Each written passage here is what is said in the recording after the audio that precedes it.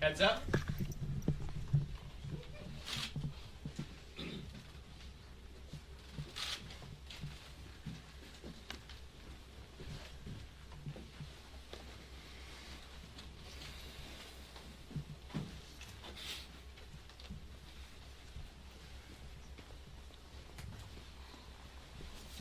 Good afternoon, everyone.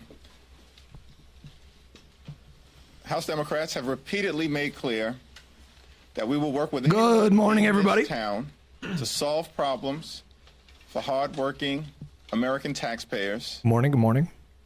And make life better for everyday Americans, particularly as it relates to driving down the high cost of living. Pussy. We will work with anyone in this town. At the same time, we, of course, will continue to push back against far-right extremism that is hurting the American people, and we will continue to keep it real with the American people.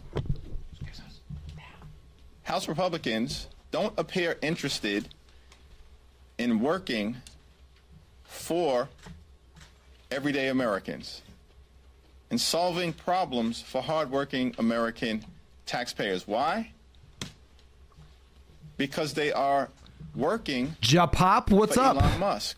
In the YouTube chat, what's going on, buddy? The bidding of an unelected, unaccountable, out of control Fly, Eagles, fly, right? billionaire puppet master. Why does Elon Musk Swampurtle, what's up, buddy? need access to the names, I saw that, Farzy, Social yeah. Security numbers, I saw that. That was nice, yeah. birth dates, and bank account information of millions of Americans? Why does he need that information? What are they doing with it? Lapel, what's Why up? aren't House Kubrick. Republicans Bow stopping City them? Civil Mosh. Green Blade, ATX not Couch stopping Potato, what's them. up, guys? Because they're not working in the best interests of the American people. This is Democratic House leadership or They're giving a simply press conference right now? following far-right extreme orders. Gotta tell you, I am not introducing. impressed with Democrats right now. The Taxpayer Data Protection Act, to shield the American people from this out-of-control power grab. Bucks with me, what's up, buddy? permanently, and to make sure that the financial Who is this? This is personal, House Minority Leader medical, Hakeem Jeffries. He took over and the job from confidential Nancy Pelosi. information of the American people is protected. In that regard, so thankful for the leadership of Congresswoman Haley Stevens and Congressman Sean Casten. I didn't see my any of honor the to clips from the filibuster, no. To Congresswoman Stevens. Thank you. Thank you, Mr. Leader. It is truly serious and absolutely essential that I'm standing up here today with you as our Democratic leader in the House of Representatives, alongside our Democratic whip and our Democratic caucus chair. Democratic whip Catherine Clark, Democratic caucus chair Pete Aguilar. I think all of you in this room know them. As we seek to introduce, and we take the steps to introduce, the Taxpayer Data Protection Act. Let me put it on mono for you guys right now because it's only During coming the out of one start side. Of a different presidential administration in a different time, Tell me this is better. I was a Schedule C political appointee in the Department of the Treasury. That should be better, during right? A true time of economic crisis for this nation. Barack Obama's swearing in. Hutch, this is Major January Allsham, the person who carried the team 2009, yesterday. when we were facing Please a add great the editor recession. role for me via As a the community Michigander, tab of the Twitch when creator our auto dashboard. industry Then I was can do staring rage for true you after you're done with the liquidation and podcast. bankruptcy Can you be in the trusted, though? face, when millions of Americans I were just don't know. facing job loss, in addition to housing insecurity, our financial markets were being rocked, and our insurance just don't know. sector was on shaky footing. A group of us came together into the Treasury Department. It almost didn't matter what party you were. And in fact, the previous administration under George Bush kept some of his people there. We stayed together. We worked together to address this economic crisis. I was on the auto rescue team with a man named Steve Ratner. We had an initiative called the Troubled Asset Relief Program, and it was sizable dollars. Roles Federal manager. money, Where is that? taxpayer Community money, roles manager. to save our economy from true devastation. But no one was poking around in the Bureau of Fiscal Service. No one was seeking to get access to taxpayer data or financial information that has to do with the wires and Yeah, I think it's done, complication Sham. of those goods. We were standing up for people and making a difference for them. So this Taxpayer Data Protection Act, which will push back against these alarming and potentially... I just feel like, man, there's so much about this presidency and this era of politics that is kind of married with show business. And I just feel like right now the Democrats are not, it's like a meme war, you know what I mean? Like I don't know if they're like fitting in with this moment. You know what I mean?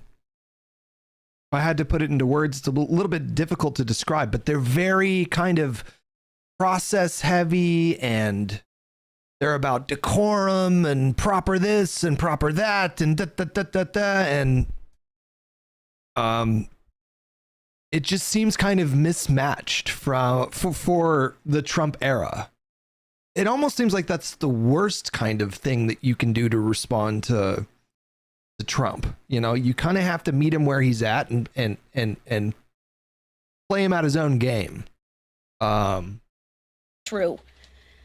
The scolding tone, even if I agree with everything they're saying, which I do, the scolding tone it's almost like they're baiting us into doing the scolding tone.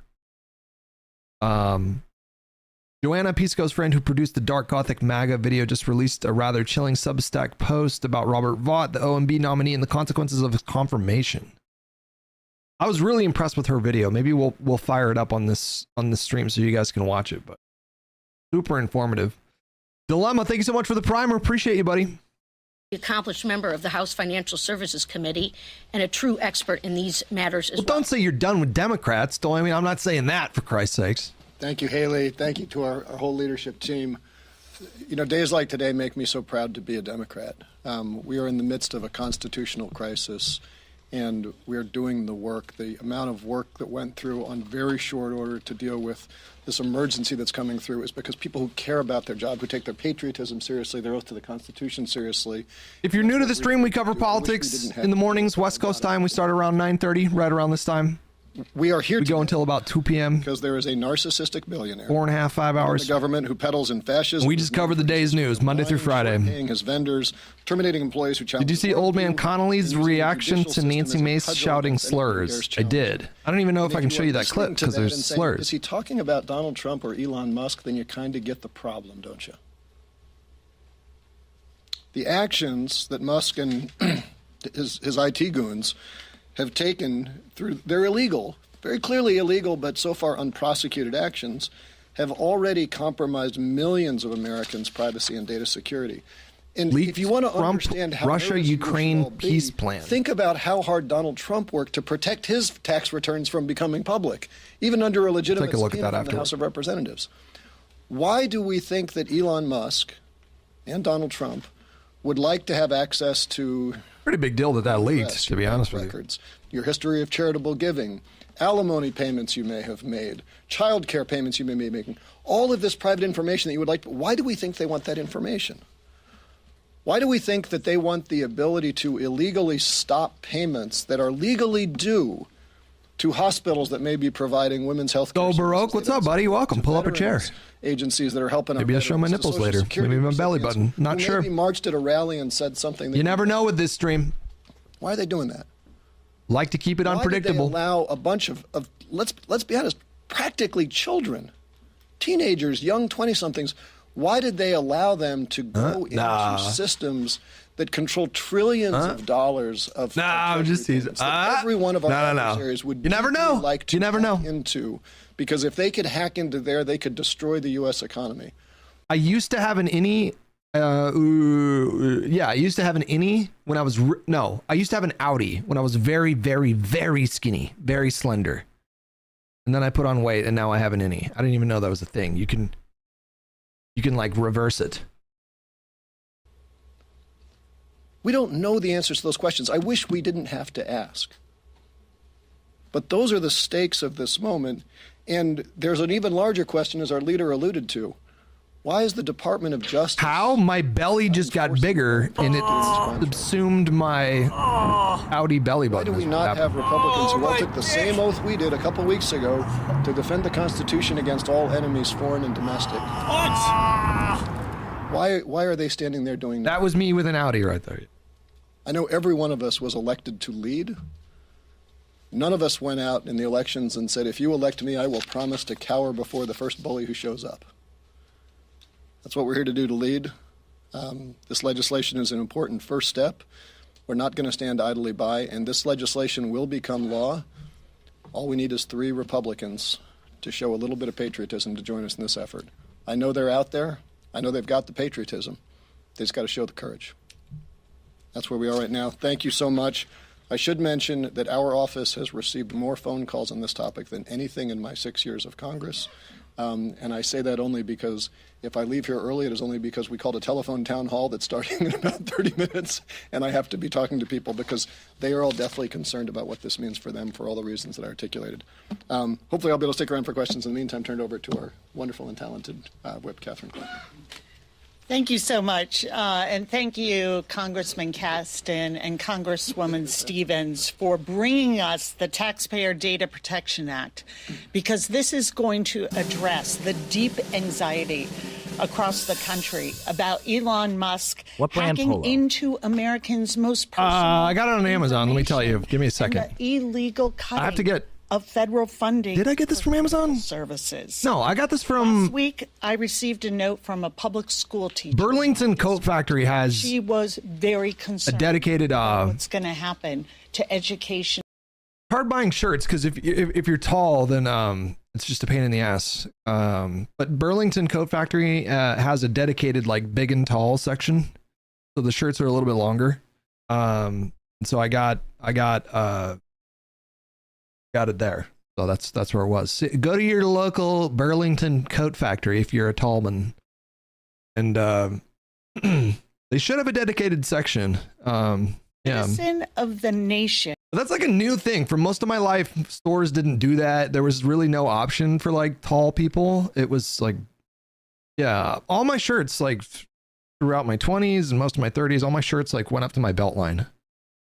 Did you see Hassan's waiting room cynically tweeting at you? No, I really listen, could not possibly give 2 fucks less about like Hassan and his community. I find them so contemptible, like so like silly and unserious. Hassan's feeling the pressure right now. He's pretending like the content nuke didn't bother him, and it just so obviously did. The security of their personal information. He's a fragile guy. Like, he's a fragile guy. He's super insecure. I don't know how people don't see that. But he's so fragile. And the truth is that if he woke up tomorrow and nobody was criticizing him, nobody was talking about him, he would freak out, because that would mean he would be losing relevance. And so that's the price that comes when you're super relevant, when you have a massive platform and you use that voice, especially as provocatively as he does. He knows what he's doing. He's provoking reactions from people. And then when people provide those reactions, he gets so bent out of shape about it. He's a fragile guy, and his community is just totally unhinged. For their constituents and to stand up for their country, to stop stealing from the deserving, to further enrich the billionaire class. 3 GOP members can end this today. And now I'll turn it over to our distinguished chairman of the House, Pete Aguilar. Thank you, Whip Clark and Leader Jeffries, and I want to thank the leadership of Haley Stevens and Sean Casten for introducing this bill, because House Democrats will Is this not a photoshopped? an unelected billionaire. Was my hair ever this long? Am I crazy? China is given access to the most sensitive personal data about the American people, and to potentially use Was my hair ever this long? legally cut programs. No, it was not. that are vital to No, our that's national so long. Somebody photoshopped me, bro. For tax cuts to benefit his own bottom It line. was not that long. Stay silent. No, look at House that. Republicans surrender Congress's constitutional power It was never that long, guys. In order 2020, to I allow shaved my head. extremists and conspiracy theorists to continue. We know that our colleagues on the other side of He the aisle are just photoshopped as long outraged hair as on we me, are, bro. but they have to keep quiet. That's me. out of fear of retribution from the MAGA extremists. That's me. We only need 3 think she Republicans left. with the courage of their convictions to join our Am I efforts crazy? to I mean, I protect smoked a lot of weed. people from this extreme. It's possible I forgot, but I don't think my hair was ever this long. USAID. Why would somebody go through the trouble of and it's like a good Photoshop too. But tomorrow, Why would it's your somebody go health through the trouble of insurance. doing that? The next day, it's your mother's Social Security check. This is not what the American people voted for. Crazy. The Taxpayer Data Protection Act will rein in the corruption we're seeing at the White House and put an end to this chaos. Turn it over to Leader Jeffries. On topic questions. Thank you, Mr. Leader. Can you help me understand how this connects to the bill that you discussed with Leader Schumer the other day? Is it the same? Do they complement each other? Can you just Okay, this is a little boring. I'm just so underwhelmed by Democrats right now. We got to get our shit together, bro. What the fuck is going on? Ezra Klein made a video about not taking Trump's bait, and to what Steve I have not watched it yet, but I've heard really good things about it.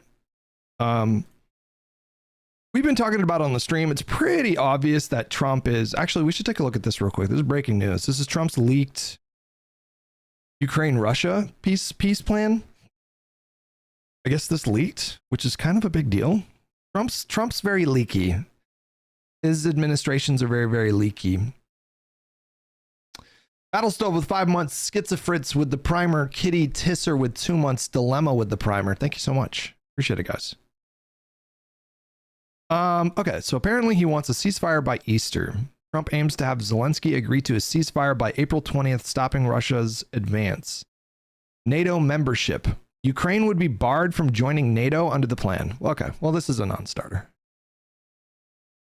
This is just the very first point. Zelensky, I don't think, is going to agree to that, but okay.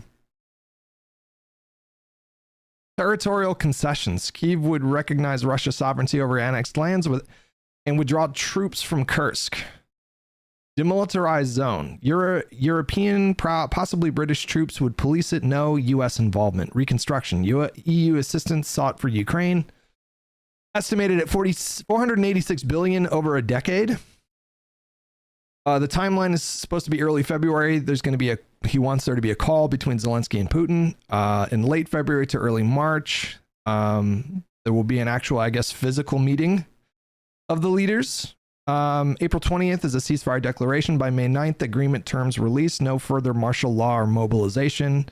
Additional support continued U.S. military aid for Ukraine with a pathway to EU membership by 2030. I don't think Ukraine is ever going to agree to never join NATO. It's tenuous to even do what has been proposed already, which is like prevent them from joining NATO for the next 20 years. Like even that is something I really doubt the Ukrainians would agree to. Permanently barring them from joining NATO? No, I don't think so. I don't think they'll go for that. That seems like a non-starter. I could be wrong, but yeah. Okay. I've heard really good things about this video from Ezra Klein. So let's watch it together, you and me. If you want to understand the first few weeks of the second Trump administration, Go back and listen to what Steve Bannon told PBS's Frontline in 2019. The opposition party is the media. And the media can only, because they're dumb and they're lazy, they can only focus on one thing at a time. All we have to do is flood the zone. Every day we hit them with 3 things. They'll bite on one and we'll get all of our stuff done. Bang, bang, bang. These guys will never be able to recover, but we gotta start with muzzle velocity. So it's gotta start, and it's gotta hammer. It's got muzzle velocity. Muzzle velocity. Bannon's insight there is real. Focus is a fundamental substance of democracy. It is particularly the substance of opposition. People largely learn of what the government is doing through the media. So if you overwhelm the media... A record-setting number of executive orders. Everybody pardons. Violence, non-violence. Including assaulting police officers. Birthright citizenship. We live in unprecedented times right now. If you keep it moving from one thing to the next... So far, so good. Is this legal? If you give it too many places it needs to look. You've never been deported before?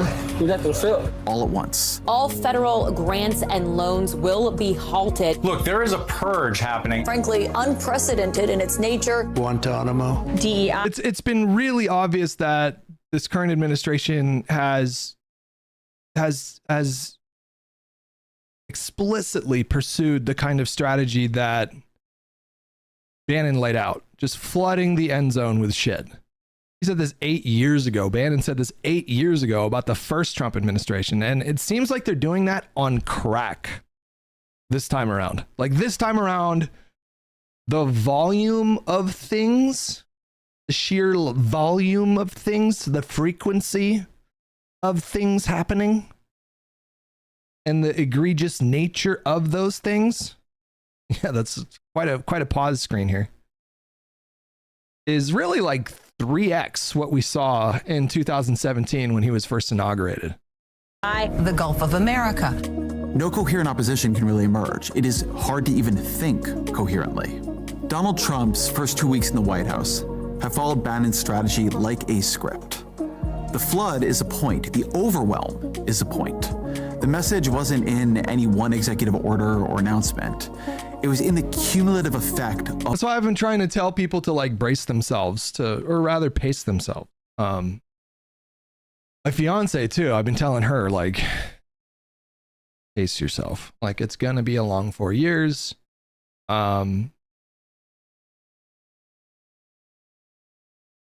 If we take the bait on every little thing he does, we're going to be burnt out by next week. And that really stifles opposition.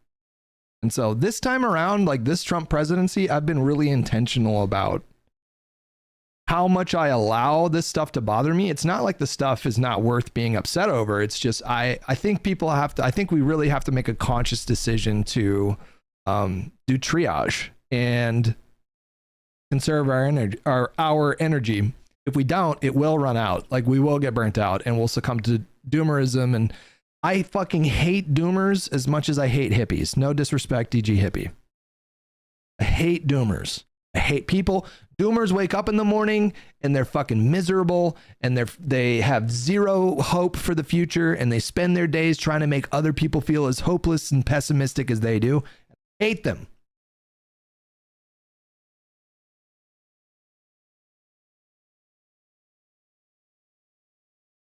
But I understand the draw of doomerism. I understand why people get kind of drawn into that hopelessness. It's a very human reaction to the sort of things that are happening right now, which is why it's especially important to conserve your energy and pick your battles wisely. So I heavily fuck with his kind of messaging right now here. Of all of them. The sense that this is Trump's country now. It is his government now. It follows his will. It does what he wants. That he is limitless. If he says that birthright citizenship is over, then it's over. Or so he wants you to think. In Trump's first term, people said, don't normalize him. In a second, though, the task, I think, is a little bit clearer. Don't believe him. Vandred with the Tier 1 membership. Thank you so much. Hope you enjoy those YouTube exclusive membership badges. Because Trump knows the power of marketing, the power of belief. If you make people believe something is true, you make it likelier that it becomes true. He clawed his way back to great wealth by playing a fearsome billionaire on TV. He remade himself as a winner after the 2020 election by refusing to admit he had ever lost. The American presidency is a limited office, but Trump has never wanted to be president. What he's always wanted to be is king. And his plan this time is to first play king on TV. If we believe he is already king, if we believe he already has all that power, we'll be likelier to let him govern as a king. We will then give him that power. Don't believe him. Trump has real powers, but they are the powers of the presidency, the powers Joe Biden had, the powers Barack Obama had. The pardon power is vast and unrestricted, and so he could indeed pardon the January 6th rioters. Federal security protection is under the discretion of the executive branch.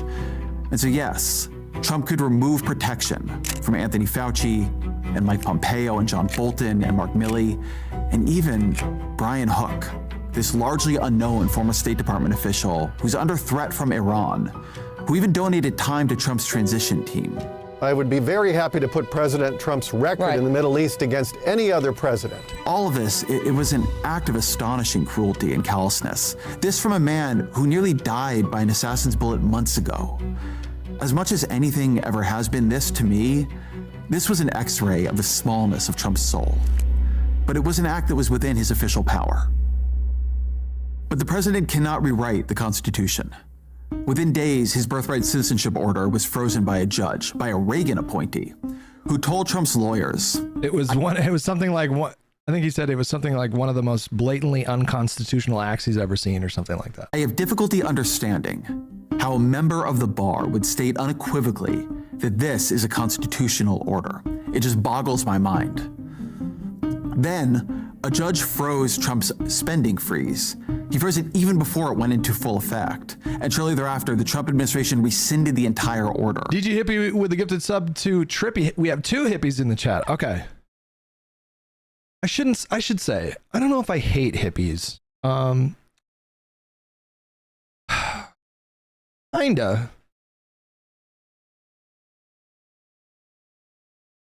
To me, they were kind of the precursor to, they were doing fucking anti-vax shit. They were RFK before RFK was cool in right-wing circles. Do you know what I mean? There are a group of hippies. I'll tell you, I think what's coloring my opinion of hippies is because there's this group of hippies that always protest on this one street corner on Friday nights. And I don't like their signs. They're like the kind of lefties that I really don't like. They're all goddamn hippies, and it bothers me. It bothers me. In part to avoid a court case that it seemed pretty clear they would lose. What Bannon wanted, what the Trump administration wants, is to keep everything moving fast. Muzzle velocity. If you're always consumed by the next outrage, you can't look closely at the last one. Then the impression of Trump's power remains, and the fact that he keeps stepping on rakes is missed. The projection of strength obscures the reality of weakness. Don't believe him. You can see this a few ways. Is Trump playing a part? Is he making a bet, or is he triggering a crisis? Those, I think, are the options, and I'm not certain that even he knows the answer. Trump has always been an improviser. But if you take it as a bet, a calculation, then here is a bet he's making. Maybe this Supreme Court, stocked with his appointees, gives him powers no peacetime president has ever possessed. Perhaps all this becomes legal now that he has asserted its legality. It's not impossible to imagine that bet paying off for him. So what if the bet fails? What if Trump's arrogations of power are soundly rejected by the courts? Then comes a question of constitutional crisis. Does he just ignore the court's ruling? To do that would be to attempt a kind of coup. I wonder if they have the stomach for that. The withdrawal of the OMB order, to me, suggests they don't, because bravado aside, Trump's political capital is thin. Gallup has Trump's approval rating at 47%. That is about 10 points beneath Joe Biden in January of 2021. Both in his first and his second terms, he entered office with approval ratings. His approval rating is dropping somewhat fast. In the averages, he's dropped, I think, 5 points. In his first month of being, less than a month of being, in his first 2 weeks, 3 weeks really, of being president. That's a pretty precipitous decline. Yeah, Yeah, because polls have been so reliable. To be fair, the polls in 2024 were pretty fucking, close to the money. Polls in 2024 were better than 2016 and 2020. They were well within the margin of error. Quite frankly, he's doing things that, a lot of people find unpopular. The executive order that he signed yesterday with respect to trans boys and girls sports is very popular, but I just don't know how important that executive order is. Like, beyond a couple headlines for like a day or two, this is something that does not impact 99.99999999999% of people that live in this country. It's just not an issue that impacts their lives directly at all or indirectly.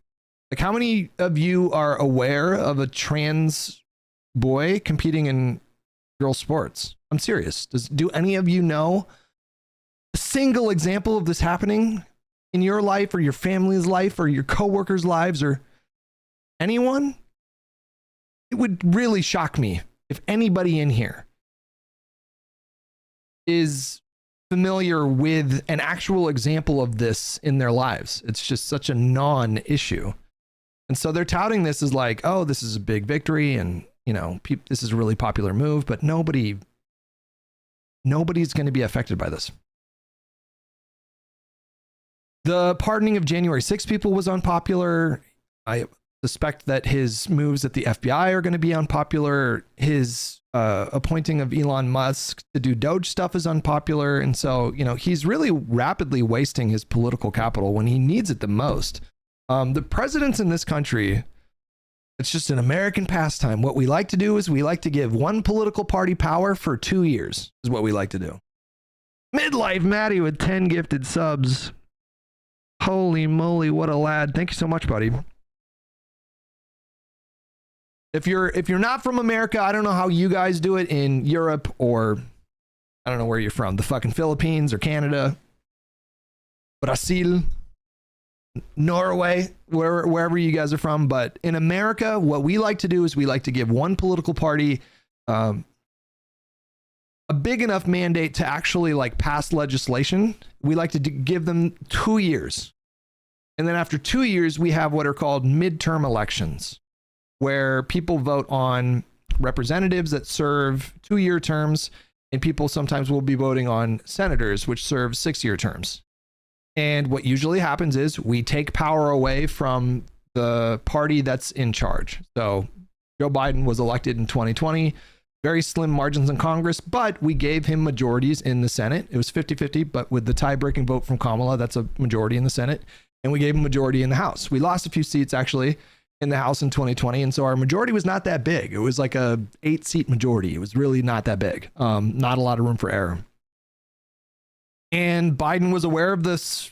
Biden is a smart guy. And so he was aware of history and historical precedent. And, he did everything he could to just blitz as many pieces of legislation across the finish line that he could. And he did a remarkably good job doing so. They passed like 7, 8, 9 bills that were pretty impactful bills, especially ARP and the infrastructure bill and the IRA. I mean, these were like really big deals. And so Trump, similarly, he probably only has 2 years. I can't tell you for sure that this is going to happen, but probably it's the case that in 2026, the Democrats are going to take back the House. That's just what history teaches us is going to happen. It's what the first Trump taught us is what's going to happen. Trump just can't not be Trump. I mean, he's just, he's always going to be Trump. And so maybe I'm wrong. I don't want to give you like a firm prediction at this point that, he doesn't keep control of the House and the Senate in the midterms. That's certainly the Senate is going to be really difficult to take back if we wanted to take that back in 2026. Not impossible, but it's going to be really tough. But the House is probably going to go to the Democrats. And, what is Trump spending that time doing? Well, not really too much. He's doesn't really seem to be focused on the cost of groceries right now. Doesn't really seem to be focused on the things that got him elected. He ran on lowering grocery prices. And then as soon as he gets inaugurated, he's telling people, well, I don't know, those prices, they're very sticky. It's very hard to adjust those prices. He's doing the mass deportation thing, but I suspect that will end up blowing up in his face. I don't know if it's going to take too long, but eventually you're going to start seeing cell phone captured footage of, you know, families being ripped apart and people crying and da da da. And like, I do think that eventually this is going to start to turn for him. But yeah, you know, what he seems to be blitzing in the first 2 weeks here is just, he's just blowing all of the political capital that he has on culture war stuff. And that is not going to be stuff that really, at the end of the day, motivates people as much as things like the cost of groceries in 2 years when they go back to the ballot box to vote. The withdrawal of the OMB order to me suggests they don't, because bravado aside, Trump's political capital is thin. Gallup is Trump's approval rating at 47%. That is about 10 points beneath Joe Biden in January of 2021. Both in his first and his second terms, he entered office with approval ratings below that of any other president in the modern era. And so I thought these defenses of Trump's firings were telling. It is the belief of this White House and the White House counsel's office that the president was within his executive authority to do that. The law says he's supposed to give you 30 days notice. He didn't do that. Do you think he violated the law? Well, technically, yeah. Do you believe that it's legal? By definition, it's his administration. They work for him at the pleasure of the president. And if it's illegal, it should be legal. So then ask yourself, why isn't Trump trying to make it legal? There is a reason Trump is doing all of this through executive orders rather than submitting these same directives as legislation to pass through Congress. A more powerful executive could convince Congress to eliminate the spending he opposes, or to reform the civil service to give him the powers of hiring and firing that he seeks. And there's a good reason to do that. To write these changes into legislation would make them both more durable and would allow him to argue their merits in a more strategic way. He would be reforming the entire system. But Republicans at the moment, they have only a 3-seat edge in the House, smallest majority since the Great Depression. Not great. They have a 53-seat majority in the Senate. Trump is obviously doing nothing to reach out to Democrats. If Trump tried to pass this agenda as legislation, it would fail, and that would make Trump look weak. And Trump doesn't want to look weak. He remembers John McCain humiliating him in his first term by casting the deciding vote against Obamacare repeal. Congress is a place where you can lose. McConnell, that to me was the second most striking. I remember this moment so vividly, you guys. This was pretty early on in Trump's presidency. I want to say it was about 1 or 2 months in. The House did pass their own repeal of and replacement of Obamacare, of the ACA. And Donald Trump, to take a trip down memory lane, took a victory lap in the Rose Garden of the White House with House Republicans. So again, if you're not from America, to pass a bill in the United States, you need to pass it through the House of the House of Representatives with just a simple majority is fine to pass it there. In the Senate, you need a filibuster-proof majority in most cases, which means you need to get to 60 votes. I do believe that they tried to pass this through reconciliation, so I think they only needed 50 votes for this. And it was a big deal. The ACA completely overhauled the way that healthcare is done in this country. You know, did it go far enough? No, but it did overhaul quite a bit. It afforded protections for pre-existing conditions. It allowed people to stay on their insurance until the age of 25 or 26 instead of 21, whatever it was at before. It expanded Medicare massively. It expanded Medicaid massively for states that accepted those Medicaid expansions. It was a really, in Joe Biden's words, it was a really big fucking deal. And the very first thing that Trump tried to do in his first term was get rid of the ACA. What they wanted to do was get rid of the ACA, cut down on government spending, and then that way they could more easily justify what they really wanted to do, which was the tax cuts. They ended up just doing the tax cuts anyways, exploded our debt and deficit. And yes, that's what Donald Trump spent legislatively all of his political capital on in the first 2 years of his first term. And this moment was such a huge moment because it was a protracted fight in the Senate. Donald Trump had done this victory lap with House Republicans. They did this press conference. They're all laughing, giving each other high fives. But the reporting suggests that behind the scenes, Republicans were trying to tell Trump, like, wait, hold on, don't do a victory lap. Like, we don't know if we can get this passed in the Senate, and this might make us look stupid. But Trump was just at the time just like, no, let's do it. It's going to be great. And then it goes to the Senate, and there were big question marks around John McCain, who for years had ragged against the ACA for years had voted for repealing the ACA in symbolic votes during Obama's lame duck presidency, when there was no legislation that could get done. They do a lot of like symbolic votes. They'll put votes to a floor, or they'll put things to a floor vote that they know will fail just to get like headlines. And Pence was on the Senate floor that night, aggressively trying to negotiate with John McCain, or trying to convince him to sign on to this medication. And there was so much drama, and this went on until like midnight or 1 a.m. my time. And so I stayed up until this happened. And I remember watching this moment live, and you can hear gasps in the Senate, on the Senate floor. I gasped too watching it. It was like such intense drama. For someone who is like really engaged with politics, this was kind of like a Super Bowl moment. It was like, Remembers John McCain humiliating him in his first term by casting you can hear the gasps vote against Obamacare repeal. Congress is a place. All the gasps, like that was such a high drama moment where you can lose. Yeah, and that was the very first lesson that Trump was taught when it came to Congress's ability to check him, was like, wait, I can't just do everything I want to do. He was humiliated. It was humiliating for him, and he never forgave John McCain. He was so petty about this that when John McCain died, like he did not have it in him to be respectful of John McCain and his legacy when McCain died because of this moment. He just never forgave him for that. That is a tension at the heart of Trump's whole strategy. Today, I will sign a series of historic executive orders. Trump is acting like a king because he's too weak to govern like a president. With these actions, we will begin the complete restoration of America and the revolution of common sense. This flurry of activity, it's meant to suggest the existence of a plan. But the closer you look, even at this first 2 weeks, the less true it seems. They are scrambling and flailing already. They are leaking against each other in the press already. We learned that the OMB directive was drafted reportedly without the input or oversight of key Trump officials. It didn't go through the proper approval process, an administration official told the Washington Post.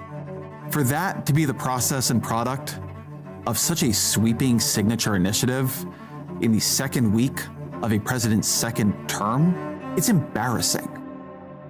But it's not just a spending freeze. The Trump administration is waging an immediate war on the bureaucracy, trying to replace the deep state they believe hampered them in the first term.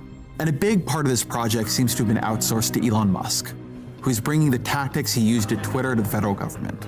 We're about 20% of the original size. So 80% left? Yes. He has longtime aides now at the Office of Personnel Management, and the email that got sent out to nearly all federal employees even reused the subject line of the email he sent out to Twitter employees after the acquisition. A fork in the road. It's a kind of bragging. Elon wants he wants everybody to know it was him. The email offered millions of civil servants a backdoor buyout. Agree to resign, and in theory, at least, you can collect your paycheck and benefits until the end of September without doing any work.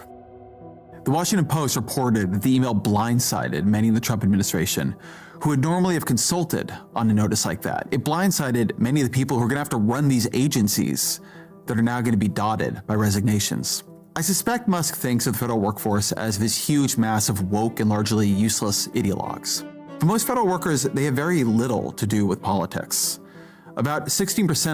Understand that the origin story for Elon Musk's right-wing turn was quite kind of unbelievable. He was like a darling child of the Democratic Party for a really long time, voted Democratic, donated to Democrats. And then his trans daughter went to college. I'm not making this up. This is the genesis of his right-wing turn. His trans daughter went to college, came out as trans, and started expressing openness, curiosity, praise for leftist ideology. He learned about Karl Marx in college and kind of started to become a communist. And that is where this started. It all just kind of like snowballed after that. And then until it reached a fever pitch really in like 2021, 2022 or whatever. It all started when he broke up with Amber Heard. The way that he talks about his trans daughter going to college it's really kind of sad. Like he says the woke mind virus killed his son. She ended up filing in court. She petitioned for an order of emancipation. Like she didn't want anything to do with him and his money or nothing. She wanted a complete separation between him and her, and had some really choice words to use to describe him and his parenting in subsequent like social media posts. She was pretty private, and then she started posting about her dad. A really wild story. Yeah. None of them work in healthcare. These are nurses and doctors who work for the veterans. This was after COVID. Like he didn't really, you know, it's I think it's easy to sort of like misremember, oh, Elon was always this way. He really didn't like lose his mind until after COVID. Like COVID broke a lot of brains. COVID broke a lot of brains. You know, Rogan was already like not on a great path before COVID, but it fucking fully sent him over the edge. And with Elon, it was like post-COVID stuff. Like the first time Elon made me furl my brow a little bit was when he said, I predict that, you know, COVID is going to be down to 0 cases by Easter. He was on Twitter talking about how the cases were going to go down to 0. And this was at a time when all of the leading like world scientists and epidemiologists were saying this is going to be an issue. Like this is a problem now. This is a pandemic until it's not. And it's going to get bad. That's what everyone, every specialist, is that a word? Specialist? Everybody that was an authority on these things was warning everyone, you know, like a lot of people are going to die. And this is the worst pandemic that we're going to see since the Spanish flu. Specialist? What did I say? And he was on Twitter saying like, oh yeah, the cases are going to be down to 0 by Easter. And I was like, wait, what? Why is he saying that? Like, why is he saying that? That was like the first kind of hint, like what's going on here? And then it was from that point, it was kind of like a rapid decline. So it was like a combination of his trans daughter coming out as trans and then COVID. Just boy, oh boy, he was never the same after that. Affairs Department. How many of them does Musk? I said specialists. Jesus Christ. Sometimes my brain don't work so good. Volave with 52 months. Cosmic Carp with the tier 1 membership on YouTube. Thank you so much. So Baroque with the primer. Want to lose. How many primary care doctors treating veterans is he hoping take a buyout? Twitter worked terribly after Musk's takeover. It had these frequent outages and bugs, but its outages are not a national scandal. When VA healthcare degrades, it is a national scandal. Most of what we're talking about here is a group text service at scale. Like, how many people are really needed for that, you know? What Trump wants you to see in all this activity is command. What is really in all this activity is chaos. They have convinced themselves that speed and force is a strategy unto itself, that it is, in a sense, a replacement for an actual strategy for thinking and talking. That's the other thing too. It's like, okay, yeah, you bring up a good point where it's like, it's COVID, his daughter coming out as trans, and a crippling social media addiction. Which is ironically one of the things that kind of humanizes Elon to me. Like it helps me remember he's just a very flawed human being. I'm not like making excuses or whatever. I'm just saying like, it's easy to sort of build people up and sort of establish like a mythos to people. And then when you look at Elon's crippling social media addiction, you're like, oh, this guy's just fucking fully addicted to social media.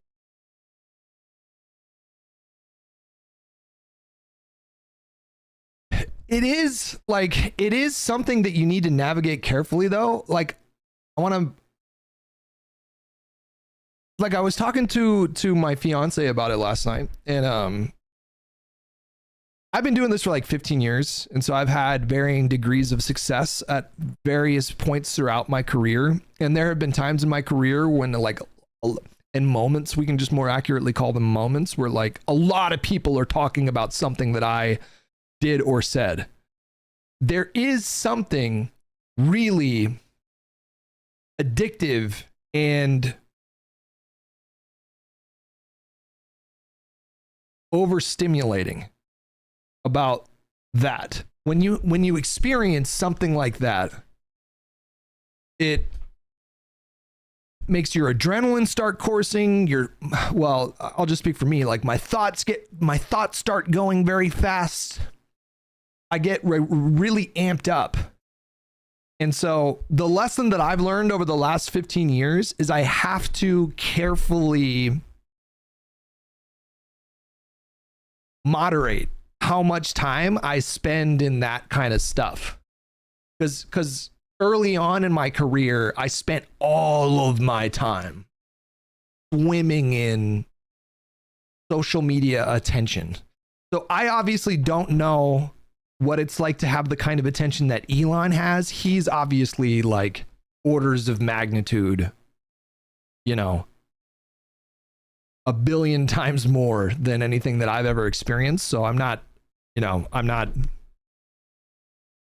claiming to like know what that, but I know what a lower level of that feels like, and it is addictive. You can lose yourself. Hutch telling his mom about his wait, what is this? People have been cranking to Hutch for a long time.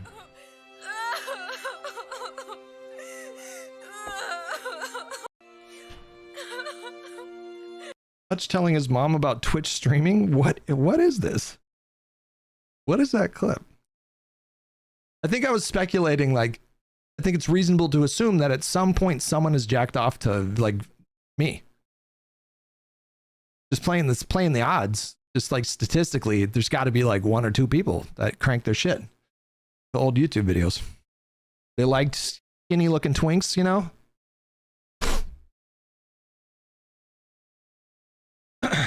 But all this to say is like I have completely lost myself in like social media attention. Completely lost myself. Became totally untethered. Lost the sort of foundational anchors that kept me grounded. And it led to some really dark places. Ironically, what ends up happening, or what ended up happening for me, was I felt totally alienated. I felt completely alone. I forgot how to connect with people on a human level. And it was all like superficial connections that weren't meaningful or authentic. You can only really connect with a name on a screen so much. You know what I mean? That's a totally different, that's not a replacement for a connection with your family or a connection with partner or connection with friends. So anyways, all this to say, I think Elon is completely untethered, and reportedly he regularly does ketamine. So that's a really powerful combination. Someone with a crippling social media addiction who also is into regularly, recreationally doing powerful psychedelics. And he is on the spectrum. So there's just... That's a lot. That's a lot of noise. I wonder if he knows how to like have a normal conversation with someone. I wonder if he knows how to connect with human beings in authentic ways. Do you know what I mean? Do you guys get what I'm saying? Things through for consultation, for planning things out. Don't believe them. I had a conversation a couple months ago with someone who knows how the federal government works about as well as anyone alive. And I asked him what would worry him most if he saw Trump doing it. And what he said was he would worry most if Trump went slowly. If he began his term by doing things that made him more popular, that made his opposition weaker and more confused. If he worked by stealth, if he tried to build strength for the midterms while slowly expanding his powers and chipping away at the state in the places where it was weakest, where people couldn't really see him doing it. But I think this is a really good point. Because I do think that there's a universe where Trump could be more calculated and galvanize, shore up more support for himself. Like he could do this in a way that would be quite clever and tremendously benefit him and his political movement. He's just like blitzing. All he knows how to, he does not do subtlety. He is not a calculated guy. I mean, maybe one or two moves, you know, if we're using like chess terms, maybe he's thinking one or two moves ahead. He's not thinking like 5 or 6 moves ahead. He's very much focused on like today's headlines, and he's just a very like emotionally reactive person. Speaking of, honeymoon phase is probably over. Gallup has his approval rating down to 34%. No, this can't be right. I don't think that's. Yeah, this is old. This is January 2021. This was right after January 6th. I do think the honeymoon is over. He's backsliding in the polls, just not that much. Trump didn't do any of that. Instead, muzzle velocity. And so the opposition to Trump, which seemed so listless and absent after the election, now it's beginning to rouse itself. There's a subreddit for federal employees. I follow some huge normie blog pages. They were all praising his no trans in sports EO. That's pretty predictable. Like, the public has shifted to the right, especially on trans issues, but very broadly for queer folk in general, but like definitely, especially when it comes to trans people. Again, you know, we talked about this before, but like I asked you guys in chat, do any of you know of a single person in your community, or have family with experiences that is aware of a trans girl competing in girl sports? The odds are literally none of you guys have been have seen this with your own two eyes. And so like, I just don't think this is going to be something that is super impactful in the culture. I think it's going to be something that maybe people talk about for like a day or two, but this is something that impacts almost no one in the country. The NCAA president, a couple months ago, when they were testifying in front of Congress, testified that there were less than 10 trans athletes in all of collegiate sports. Less than 10. And there are, if I remember correctly, around 500,000 college athletes. And there's less than 10 trans people. I would assume there's probably even less grade school. Like, I'd be surprised if there were higher than double digits trans youth competing in sports. So this is just something that is not going to be, it might get like podcast clicks for a couple days, but it's just not something that people are going to be talking about a week or two from now. It literally doesn't matter. It does not matter. Employees, where one of the top posts reads, "This non-buyout really seems to have backfired." I'll be honest, before that email went out, I was looking for anyone. Are you going to watch Bad Empanada's rebuttal to Ethan's content nuke, or are you scared you'll have to admit that you're completely wrong about the entire situation? Bad Empanada is a complete psychopath. You understand this? Bad Empanada is an actual psychopath. An actual psychopath. That guy is so unbelievably unhinged. That's your guy. That's your king. That's who you got. Like, he is totally unhinged. I've seen some of the craziest tweets coming from that guy's account. He tweeted about like jacking off to, what did he tweet about, guys? Do you guys remember? He tweeted about jacking off to, like, I don't want to get it wrong. It was like, was it October 7th? Was he is full on schizo poster, man. He is completely out to pasture. Like, that guy is so divorced from being hinged. If you want to watch Bad Empanada, go for it. I have zero interest in watching anything coming from that guy. If you want to point me to a different rebuttal, go for it. I have no desire to watch Bad Empanada. I think Ezra grossly underestimates what's going on here. He assumes it's Trump who's trying to consolidate power, but wouldn't it be the opposite? Wouldn't it be the people behind him? The MAGA movement is trying to capitalize on the chaos.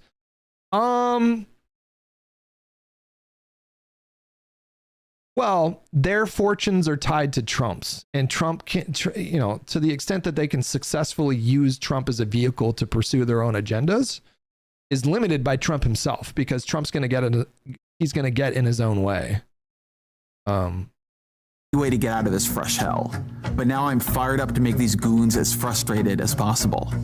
As I write this, it's been upvoted more than 39,000 times, and civil servant after civil servant is echoing the initial sentiment.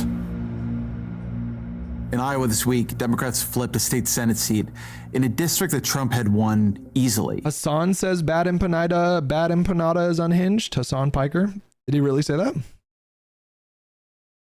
Have you listened to any of the Senate Dem speeches on the floor yet? Sheldon Whitehouse is always a banger. No, not yet. If you have some that you would want to recommend, feel free to link them in the chat. I know the Senate was trying to do their own like little filibuster thing here.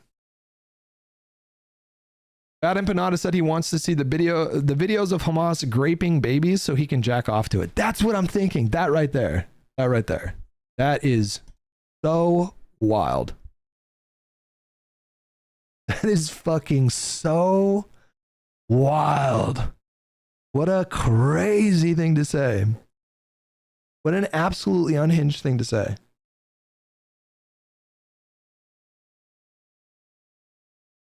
Isn't Bad Empanada in legal trouble? Doesn't he live in like Argentina or something? And then like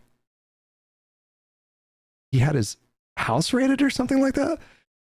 The Robert Vaught confirmation is happening right now. This Congress, both houses. Well, they're doing the debate for it right now. He'll probably get confirmed. I don't know. I'm not super invested in watching the actual votes right now because it seems like all of them are going to get confirmed. In 2024, the attempted spending freeze gave Democrats their voice back as they zeroed in on the popular programs Trump had imperiled. Trump isn't building support here, he's losing it. Trump isn't fracturing his opposition, he's finally uniting it. This is the weakness of the strategy that Bannon proposed and that Trump is following. It is a strategy that forces you into overreach. To keep the zone flooded, you have to keep acting. You have to keep moving. You have to keep creating new cycles of outrage or fear to keep the media and the opposition overwhelmed. But then you overwhelm yourself. They are flooding their own zone. I don't know that Trump sees his own fork in the road coming. He may believe he's a power he is claiming. That would be a mistake on his part. It would be a self-deception that could doom his presidency. But the real threat is if he convinces the rest of us to believe he has power he does not have. The first 2 weeks of his presidency have not shown his strength. He is trying to overwhelm you. He is trying to keep you off balance. He is trying to convince you of something that isn't true. Don't believe him. I think I think he's completely just spot on, right on the money here. I think Ezra Miller just nailed it, like nailed this moment. And I think what he just spoke to should inform the Democrats for how they react in real time to Trump. Did I say Ezra Miller? Oh my God. You guys, my brain's kind of zapped. I'm going to be honest with you guys. My brain is just almost fully zapped. I'm giving you guys advice to like conserve your energy. You're going to burn out. And my brain is just, yesterday I fell asleep at 10 p.m. I was so tired. All this shit, all this like stuff that I do. It's all just a lot right now. And my brain yesterday was just like, nope, you're going to go to bed at 10 p.m.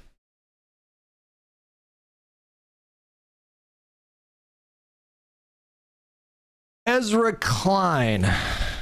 Although maybe Ezra Miller has some like profound insight into the current political zeitgeist. Give him time. Who knows? Yet you criticize Musk for doing ketamine. What have you done to your brain? I mean, of all the drugs that I did, I probably... Can you do permanent brain damage from MDMA?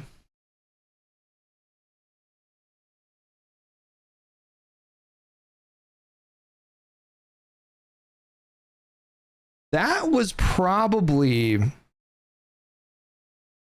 the most dangerous abuse that I partook in. There was a minute there, guys, where it was a lot. It was a lot. You know, it only lasted for a few months, like serious abuse, but I feel like you can do decent amount of damage. I mean, my brain still works. It's just sometimes like my brain, I don't know if I did permanent brain damage, but I definitely abused MDMA.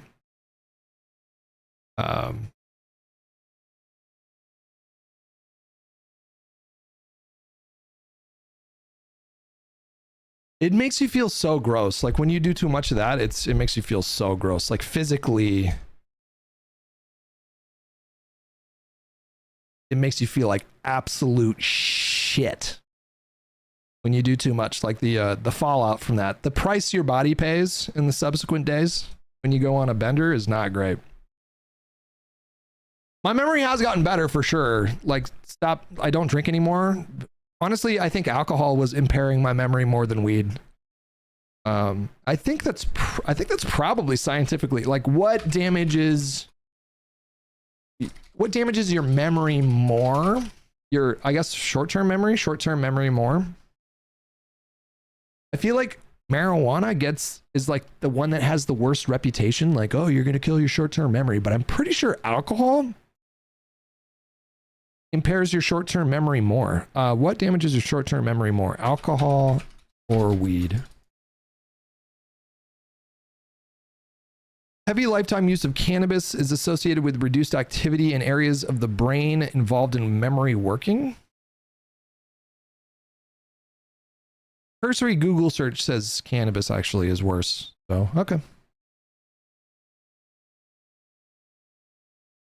But yeah, my memory's definitely gotten better now that I'm lucid. H3 watched a clip of mine. To the best part of this clip. H3 watched a clip of mine on his podcast last night, guys. I started getting messages. People were like, H3 shouted you out. I was like, what? Some of you guys in one of my chats or the other are probably here because of the shout out. It's kind of crazy, actually. I don't know the last time I got a shout out from someone like this big. When was the last time, guys? I really don't know. It's been a minute. I usually kind of keep to myself on my own little island on the internet. I used to do a lot of networking, you know, and played a lot of games with Nanners and Optic and Sark and but we've been kind of on our own for a little bit here. It's someone I know. Oh, he's also not the first. I already experienced. So I guess the story was that Hila, do you say Hila or Hila? Hila was working with an artist, and then the artist canceled their partnership because she used to live in Israel and served in the IDF, and so she was really upset about that.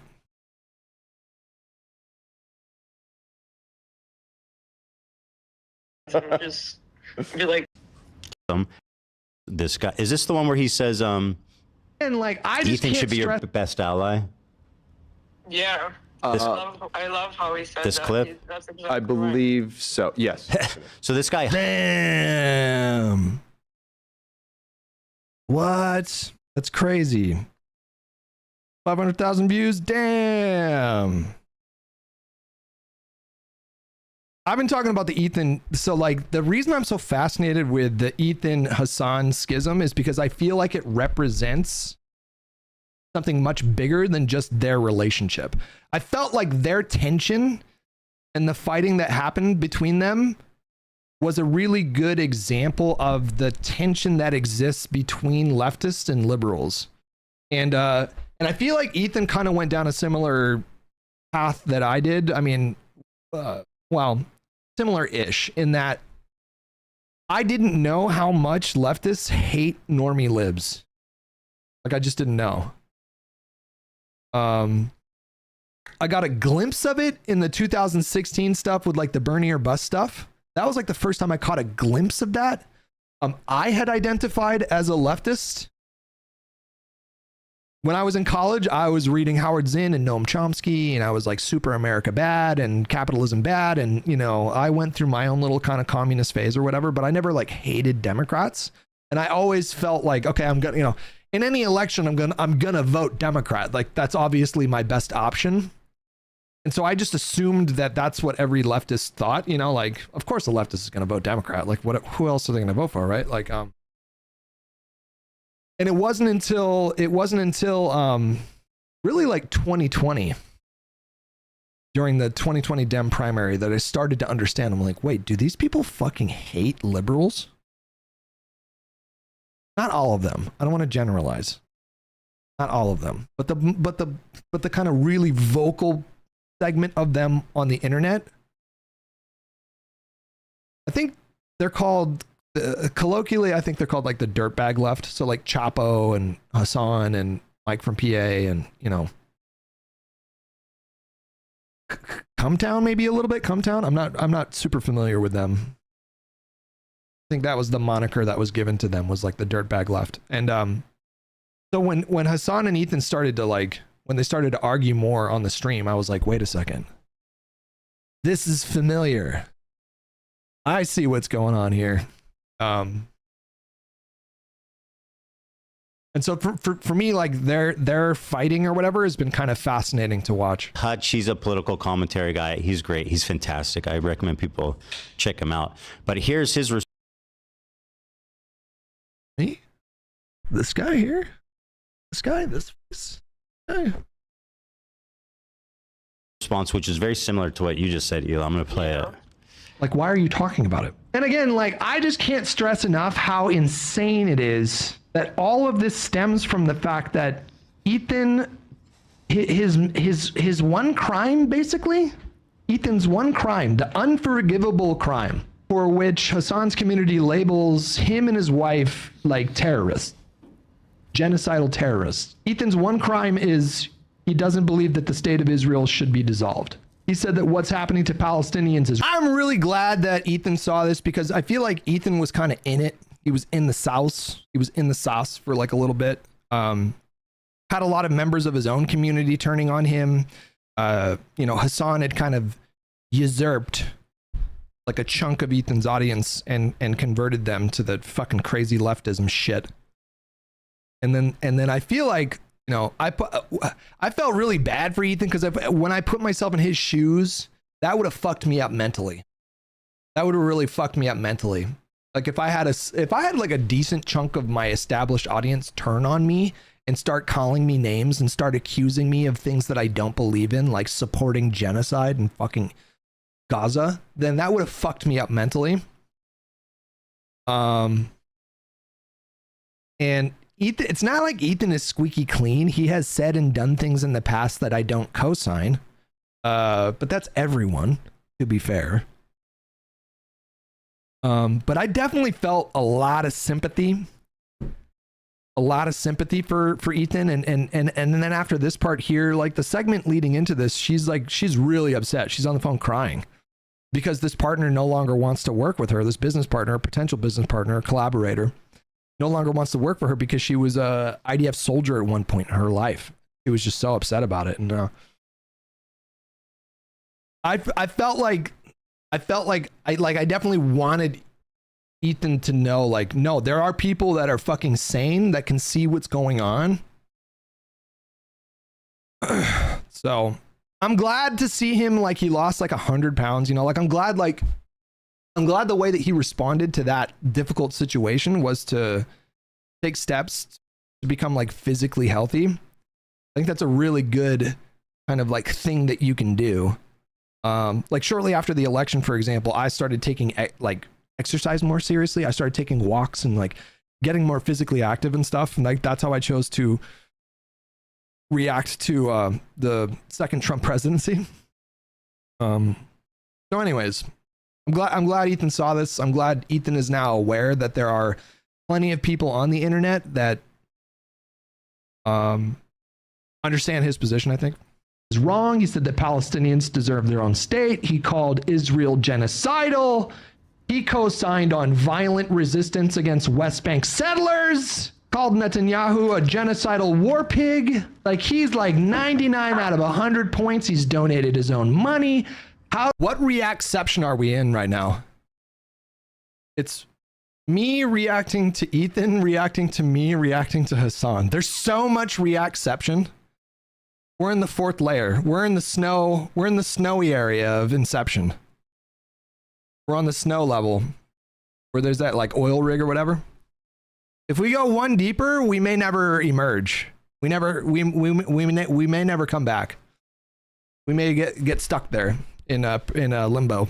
How do you alienate, like, someone like Ethan should be your biggest ally. If your defining cause is advocacy for Palestinians, bro, can you think of, like, Ethan is such a strong ally in that respect. Ethan has an enormous platform, has dual citizenship in Israel, and is willing to unequivocally condemn Israel when they commit atrocities. But because Ethan didn't go so far as to say one state solution, full right of return, Israel dissolves its own government and military, because he stopped short of there, Hassan's community skewered him. This is why, like, Hassan's movement and the movement of his audience, their movement it's never gonna grow. It's never gonna grow. Ogre Boy, are you in my chat today? I missed this. I'm seeing it on the screen now. This is what I mean.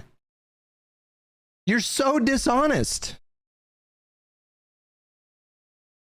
Yeah, brother, donating some money gives a clean slate on advocating to keep Gaza under occupation indefinitely. Ethan's position is that Palestinians should have their own state. He doesn't think that Israel should occupy Gaza indefinitely. You just totally mischaracterize what he says, which is the whole thing with, like, Hassan and his audience. They completely just lie or distort what Ethan's actual positions are. If you alienate someone like Ethan in your advocacy for Palestinians, you're always just going to be some niche group of people, like, online, and you're not going to, your movement is not going to do anything. But isn't that kind of the point? Like, lefties, they don't care about building coalitions. They don't care about actually accomplishing. It's just about endlessly critiquing others. That's all it is. For him, his favorite content creator was outed as a sex pest for consensual. This is a different point, but yeah, now he's saying that Destiny is my favorite. Reality. What, do I have any Hassan people in here? What is your defense for Hassan saying that Destiny is Ethan's favorite content creator? As far as I can tell, that is just a flat lie. A knowing lie. He's consciously lying in that moment. Like, how do you defend Hassan saying that? That is such a crazy thing to say. What is the basis of that? How do you defend that? It's just a lie. It's just a complete lie. It's not even him embellishing or hyperbolizing or slightly omitting. It's just a lie. It's just a lie. He just made it up. He made it up because he knows that Destiny is toxic in his community. To be fair, at this point, Destiny is toxic in every community. But he knows especially Destiny is toxic to Hassan's audience. And so he's laundering Destiny's baggage to Ethan by just lying about him. Just lying and saying that Destiny is Ethan's favorite creator. He's just lying. It's so obvious what he's doing. He's just blatantly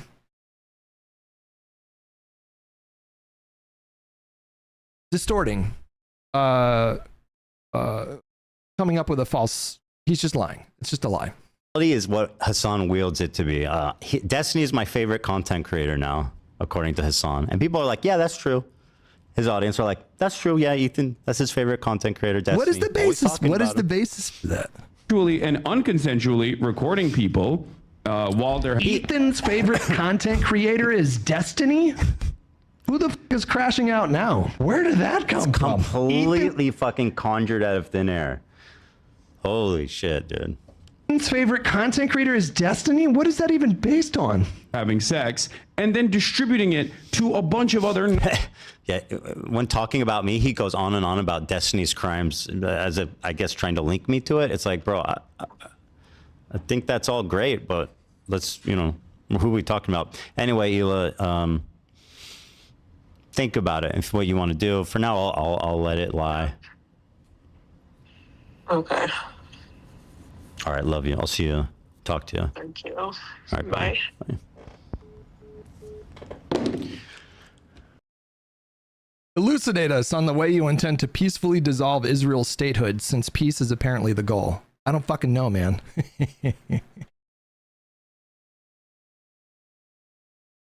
The whole one state thing is just such a non-starter, bro. It's just such a non-starter. How do people not realize this? How do people not realize this? People are like, one state's the only solution. Well, that's just never...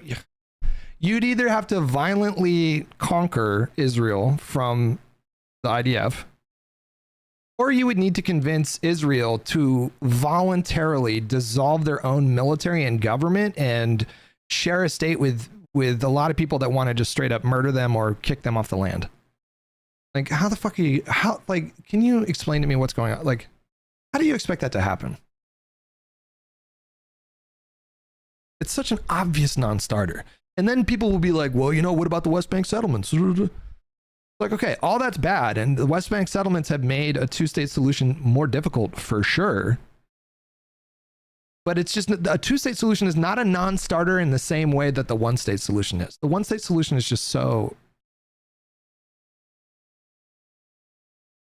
Make it like an ultimatum, either one state or USA is no longer support for Israel. But why would the US do that? Why would the US do that? Why in a million years would the United States do that?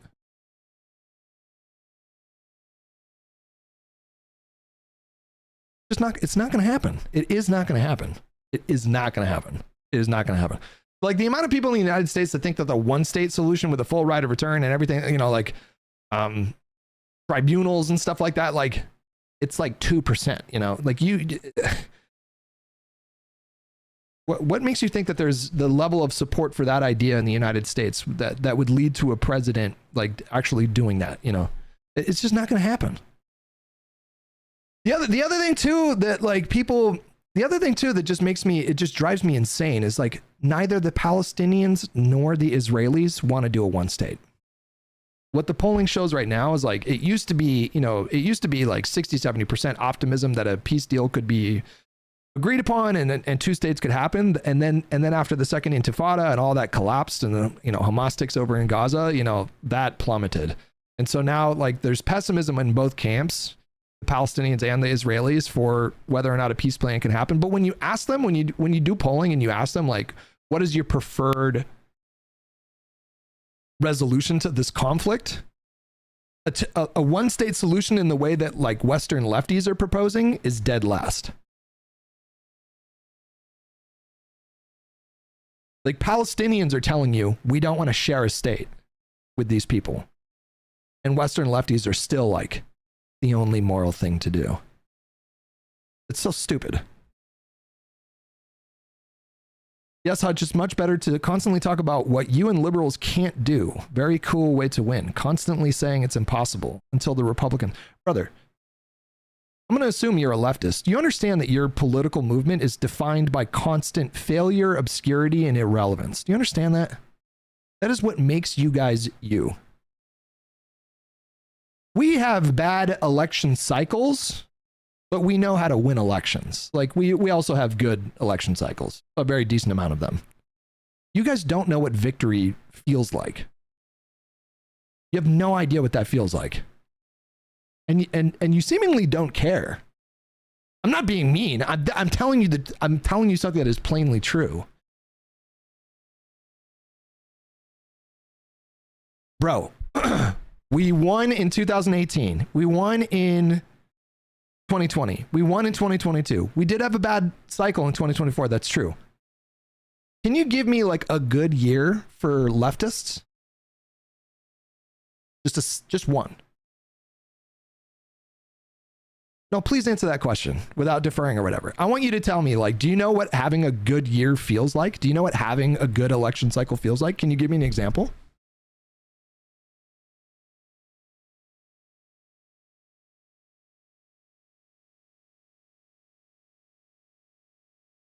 It's a rhetorical question. The answer is no. When Bernie went from unknown in 2012 to almost winning in 2016, your good year is a failure? You're making my point for me. The example that you gave is a year that you lost. Do you understand that?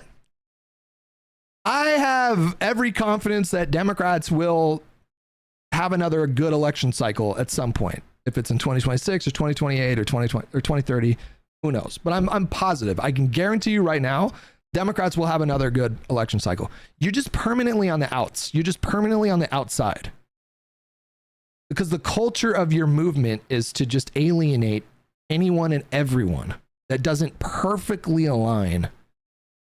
What's that scene in Life of Brian where it's like the People's Front of Judea? We're not the People's Front of Judea. We're the Judean People's Front. You guys are that scene in Life of Brian. That's you guys.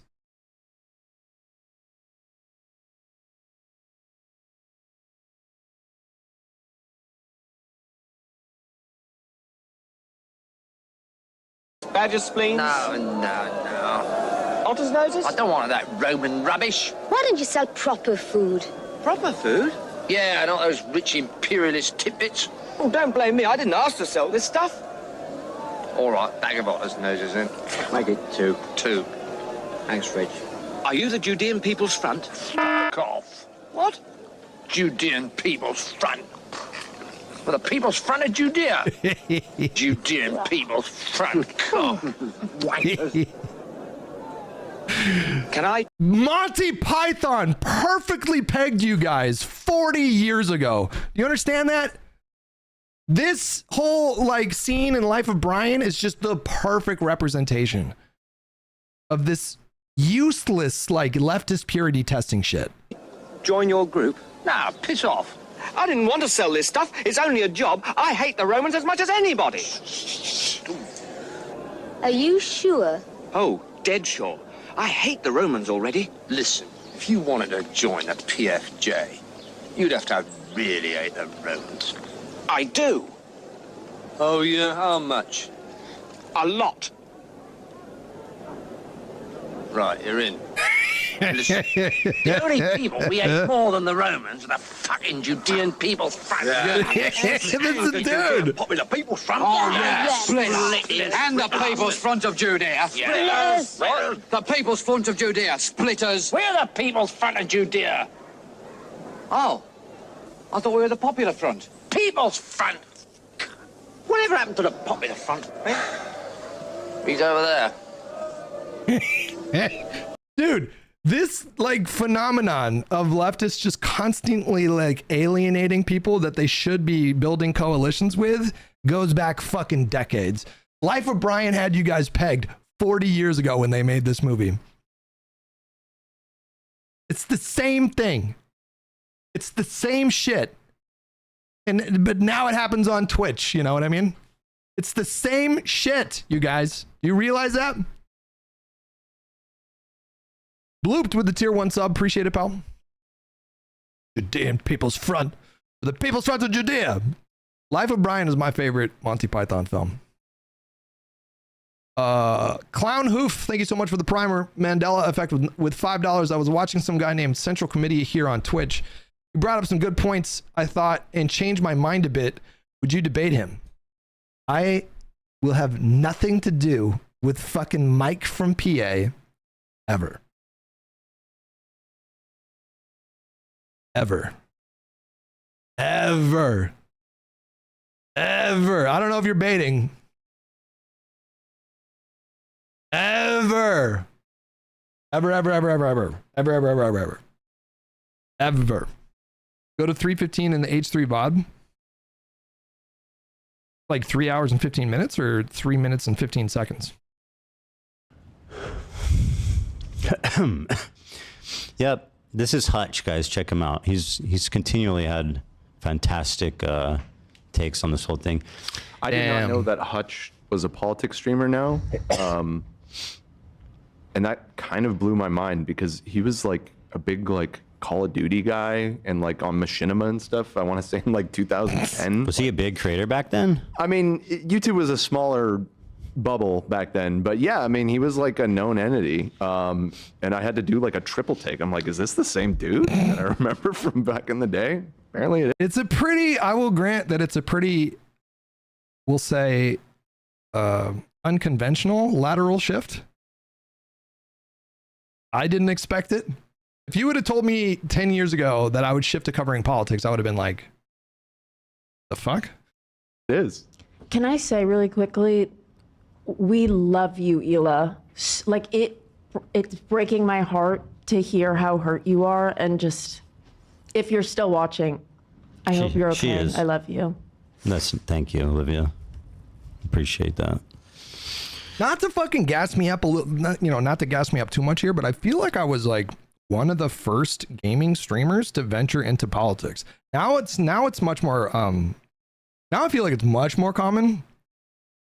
It's more likely that people are gonna switch from gaming stuff to like culture war issues, but that's sort of politics adjacent at this point, obviously. But I started dipping my toes into the politics pool in 2016. So I'm just saying. One of the first gaming YouTubers and one of the first like gaming / political. I'm just saying. Let's see here. Somebody mentioned Nick Merckx. What's he up to? He's doing full like React content now. He's doing Asmongold stuff. YouTube was. He did a video. Oh, it's him playing Wait. What the fuck?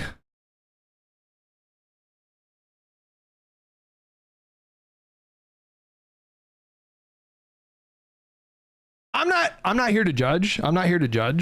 Because I'm like rebuilding my YouTube channel and that takes time or whatever. But boy, his views went way down. I mean, it's January. That's typically like, he was getting like 200,000, 300,000, 400,000. I'm not praying for his downfall or his downfall, but that's like a big drop off. Jesus.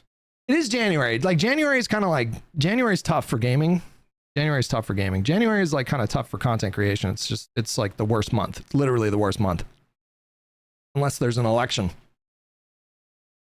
I have to use the restroom real quick. We're going to finish up this clip in just a second. Stay with me. I'll be right back. I'll play some stuff that's live. That allows businesses to send gift cards and money all over the world. On the house floor. Wow. We hear you. We all know that we will do everything in our power to fight back against this reckless abuse of power. Rest assured, we will not stand by and let Donald Trump and Elon Musk violate your privacy and dismantle the programs you rely on in order to enrich themselves and their billionaire friends. Thank you. At this time, I'd like to yield the podium to the Tax Subcommittee ranking member, none other than the gentleman Mike Thompson from California. Can't see face, Thank you very much. I'm Mike Thompson from California. Can't do no for real. Red heart, that's what I'm on. Come give me something I can feel. Don't you want me like I want you, baby? Don't you need me like I need you now? Sleep tomorrow, but you might go crazy. You gotta choose your Just meet me at that today, nor can find better advocates for their constituents and for our democracy. I'm proud to stand with them. Constitutional overreach, violation of the law, take your pick. What I know for sure is that my constituents are upset. I've heard from thousands of constituents, emails, phone calls, personal conversations. People are fed up with the chaos that's coming out of this administration, and rightfully so. They're concerned that their private information, both their private financial... You guys playing music when I was gone? And their... Can I talk about my bowel movements real quick?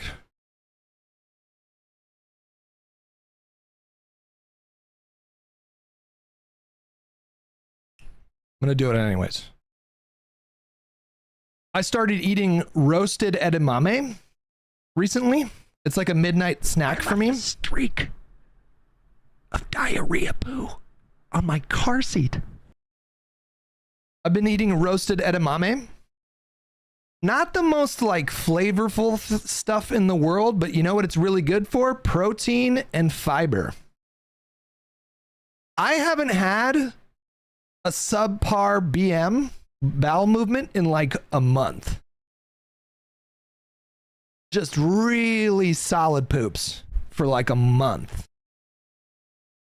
I'm just saying, if you're looking for an easy way to work fiber into your diet, roasted edamame. I get it on Amazon.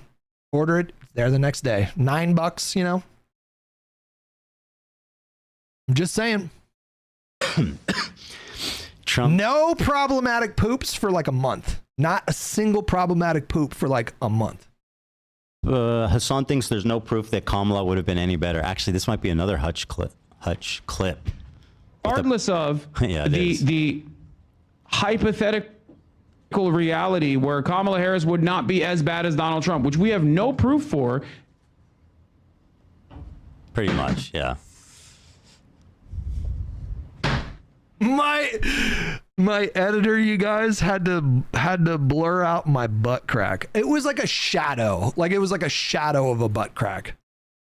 The full clip, I stand up.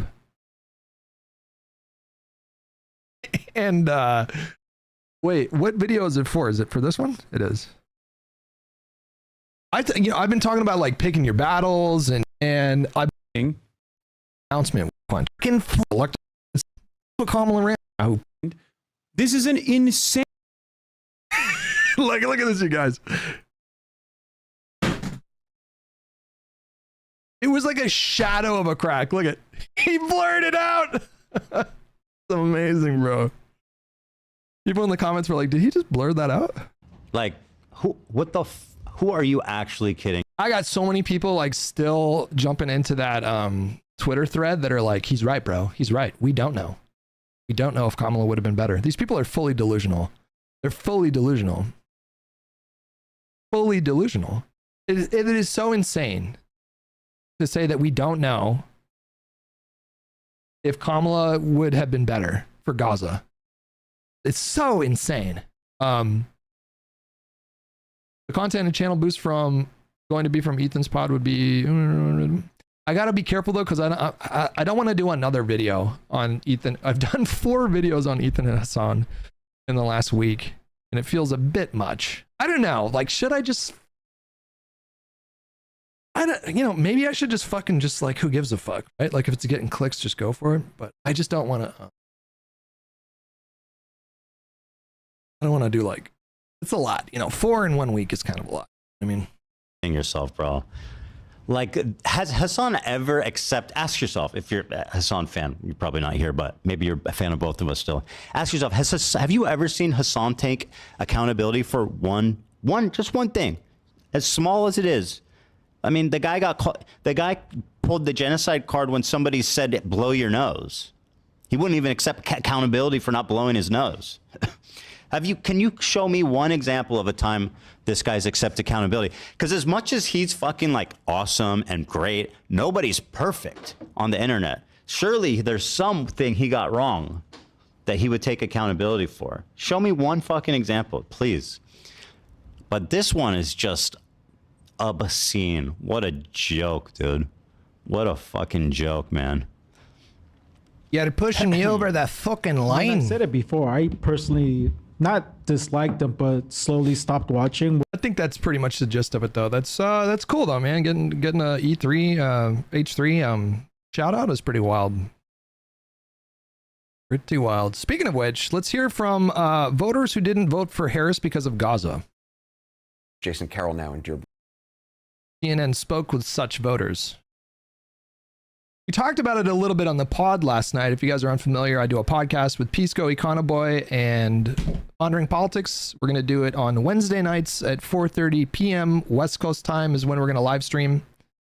And then Pondering keeps the VODs up on his channel. We're also going to do a dedicated YouTube channel and try to build that up as well. But talked about it a little bit on the pod, and Pondering referred to polling that he saw that suggested that of the Democrats that voted for Biden in 2020 but didn't vote for Kamala in 2024, he said he saw polling to suggest that for 25% of them, for a quarter of those voters who sat out 2024, Gaza was the most important issue. That blew my mind. I found that shocking. That it was that much. Shocking. CNN talked to some of those voters, and yeah, we'll see what they have to say. At the top of the program, we laid out the administration's rewriting of what the president said last night about taking over Gaza and remaking it as a Riviera of the Middle East, his words. Regardless of what the people around him say he said it all on camera, and millions of people saw it, including Arab Americans, many of whom voted for him. More from CNN's Jason Carroll now in Dearborn, Michigan.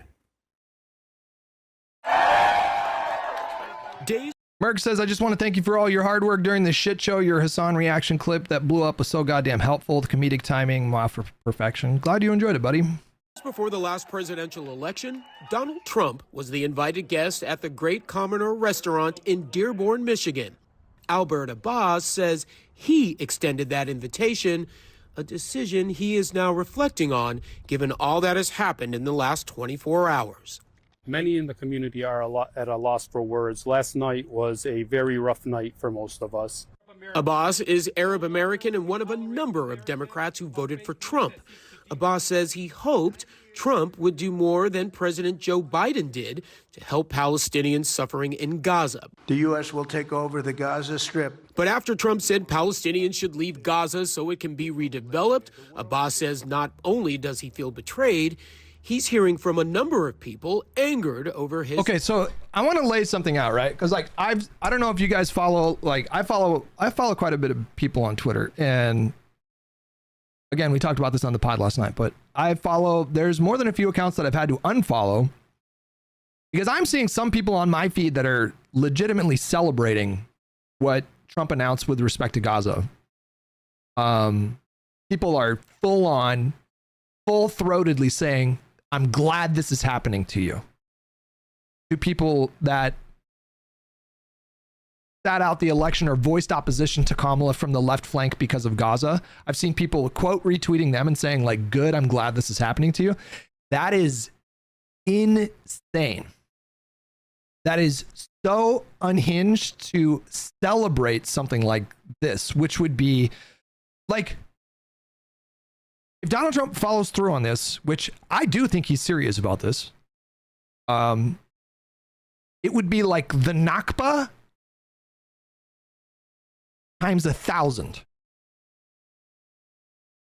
Full on displacing 1.8 million people is the Nakba means a catastrophe, I believe, in the native language there. This would be a catastrophe that would be 1,000 times worse. And so to take something like that and then be petty about it in that way, like, oh, fuck you, I'm glad this is happening, you deserve it, is insane. Because the Palestinians living in Gaza have nothing to do with our politics. Not that, you know, I don't know. I don't claim to have special insight into the mind of Gazans. But I suspect if you polled them now, fucking 95% of them would say like, we really wish that Kamala would have won. I would bet so much money that that's the case. Is there any reporting on the reaction from Palestinians in Gaza? Is anybody reporting on that right now? Because I that's what I really want to know. Is like, how do they feel about Trump's announcement? But I'm digressing a little bit. I think it is fully unhinged to wish this kind of catastrophe on your political opposition because you think they did something stupid in November. That's way too far. However,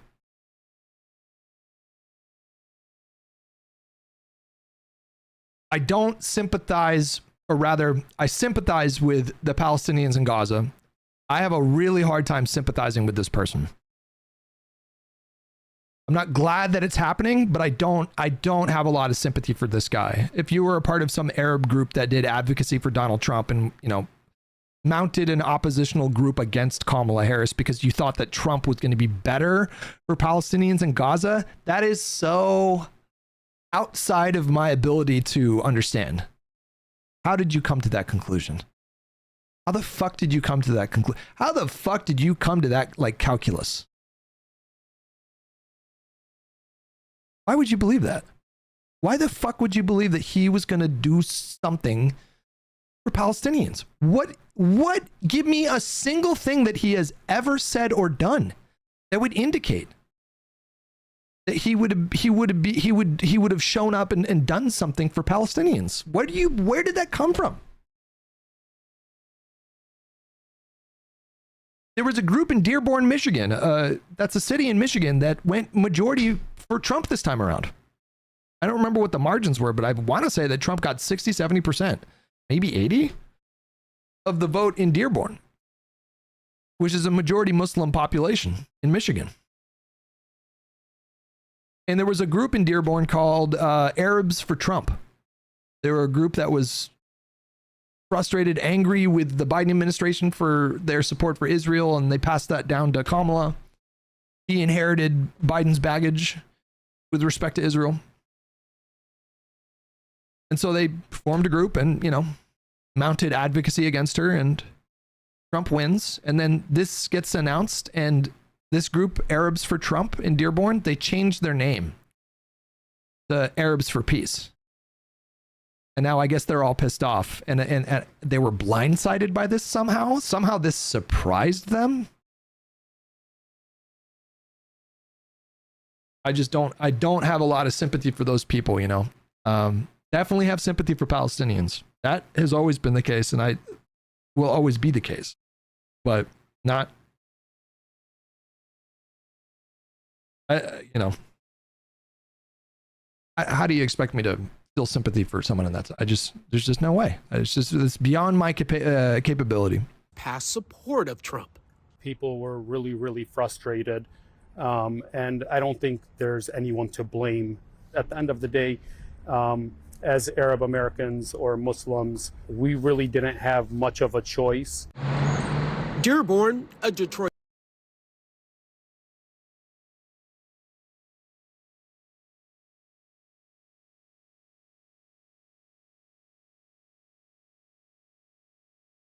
I think this is a really good example of human beings. Human beings are really flawed. We're very flawed.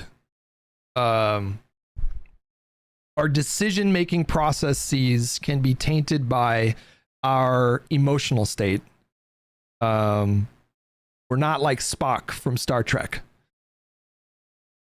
where we operate, you know, 99.99% of the time just on pure reason, logic, deductive reasoning, and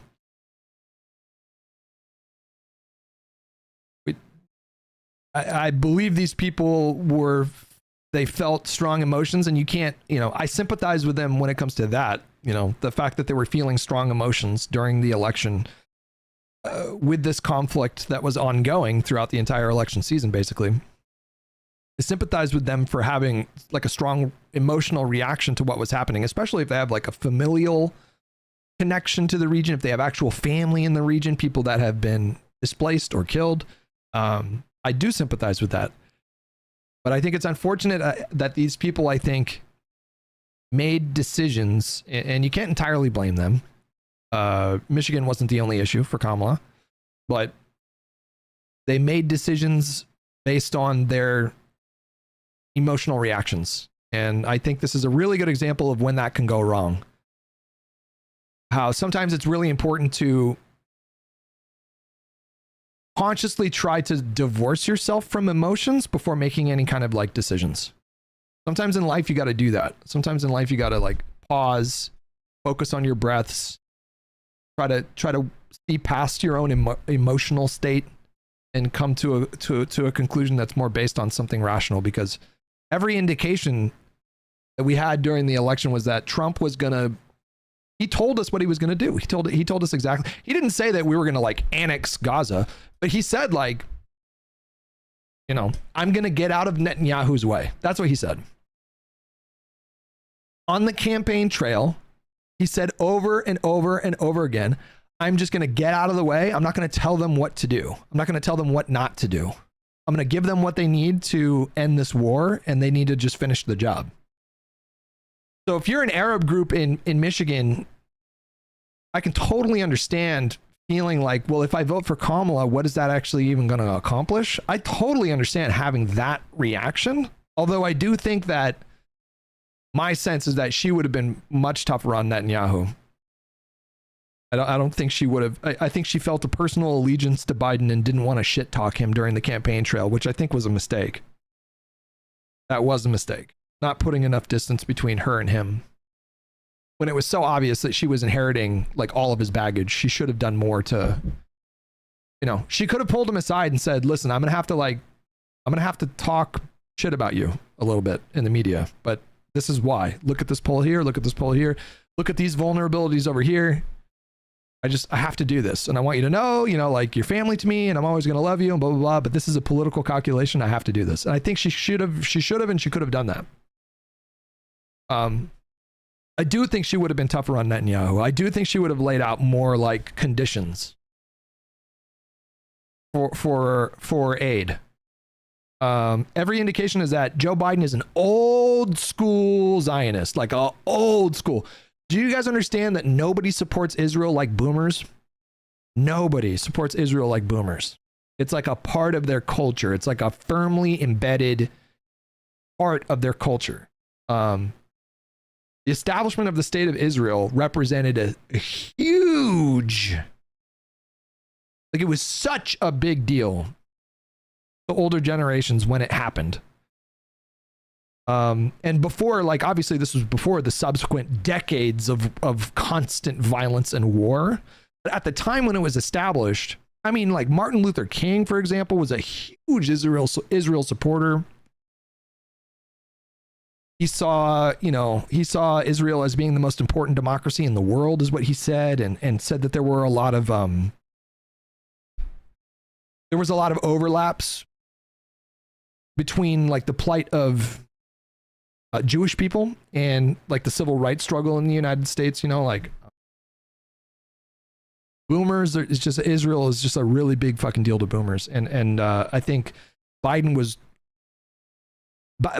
just, quite frankly, he was just completely played by Netanyahu. Netanyahu, I think, knew that about Biden and took advantage of that over and over and over and over again. And what did he get for it?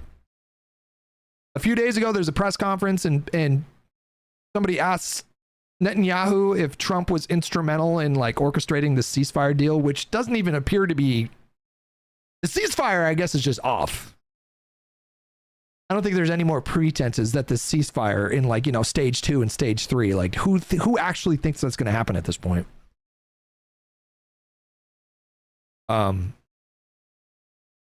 Anyways.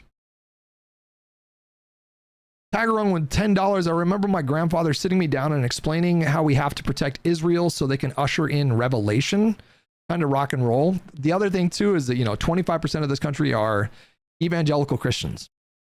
And for evangelical Christians, the prophecy of the Jews returning to their homeland is extremely important. And so for a lot of people in this country, there's a religious element to their support for Israel because they genuinely believe that this will help to usher in the end times and bring about rapture, where the chosen people are going to be, you know, beamed up to heaven. And then for the rest of us, you know, we either go to hell or we're stuck on earth forever, I guess. Pretty fucking insane. But yeah, anyways. Detroit suburb is home to the largest Arab American population in the United States, a community which helped Trump carry the critical swing state. He won 42% of the vote in Dearborn versus Vice President Harris with 36%. Okay, so I was wrong. He didn't get a majority. He got a plurality. And Jill Stein with 18. In 2020, Biden handily carried the city with 69%. Faye Nimmer. Hutch, what do you think about Dems doing nightly emergency broadcasts like Fauci did during COVID, updating people on the deterioration of our democracy, treating this like a COVID level emergency? I would like that idea if I had faith that Democratic like leadership who get in front of the cameras are savvy enough. Like, you really need people that are like, I'm sorry to say, but I mean, it's so superficial, but you need people that are really good on camera, really good with a microphone. It can't be too scoldy. Like, this moment is precarious. Like, you need to confront the cultural realities. Even if they're right about everything, if they come across as too scoldy, then Republicans are just going to be, and conservatives and MAGA, they're just going to be like, they're fucking triggered. And it'll work.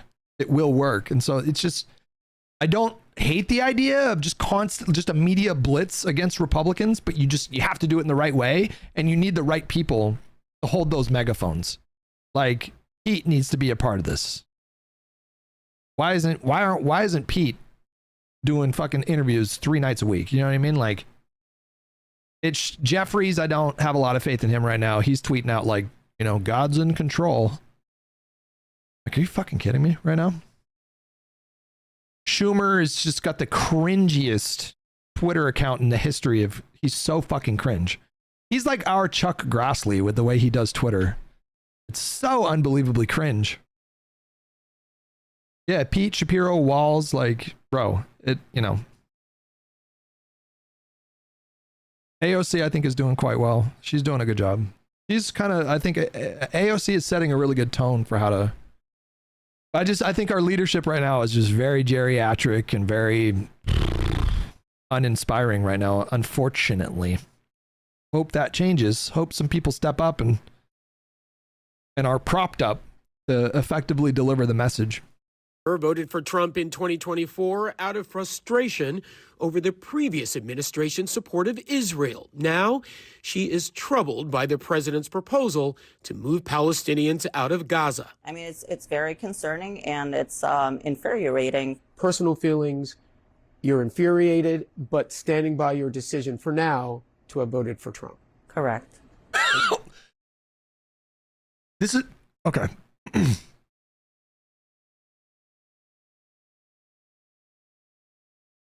There's a concept in poker called pot committed, and it's a fallacy. It's a gambler's fallacy.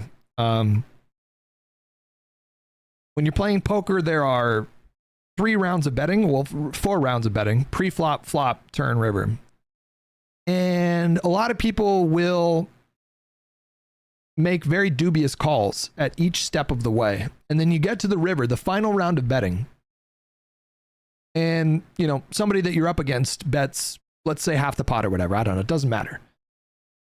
The fallacy here is that the person who makes a dubious call, they call with like mid pair or low pair or some shitty hand.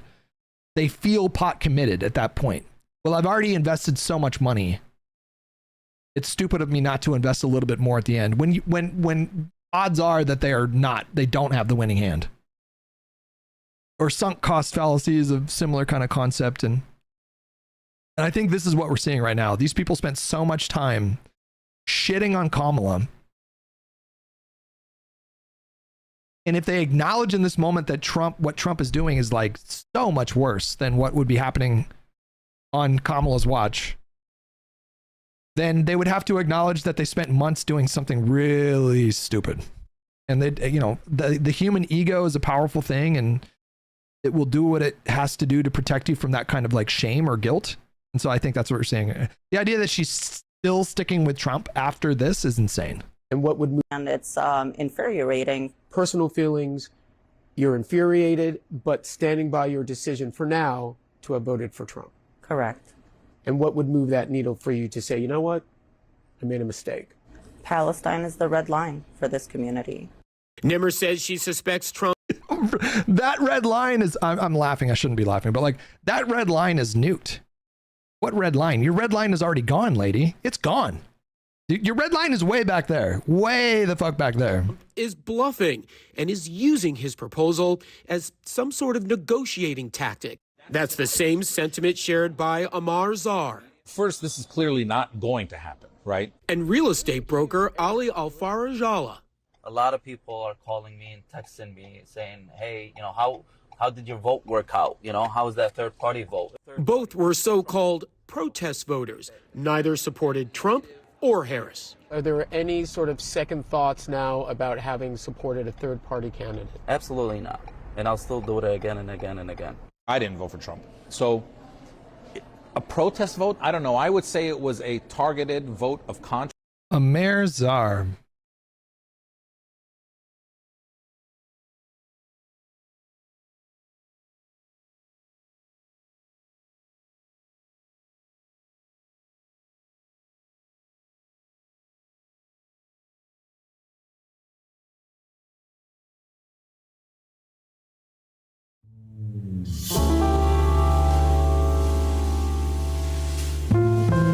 Good, thank you. Can you introduce yourself, please? Yes, I'm Zahir. I'm an activist, a lawyer, comedian, and a professor. Of course, everybody knows you here. Why are you here today? Well, I'm here to make sure that the community comes out for Jill Stein so that we can show our power in this election and to show all the parties that genocide is a red line and that we are not going to vote for anyone who is supporting the massacres of our people.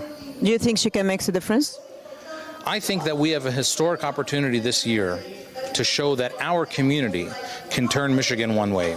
And we have to show, especially the Democratic Party, that this recipe that they're using doesn't work, it won't work this year, and it won't work in the future. Sure showed us. Boy, you sure showed us, didn't you?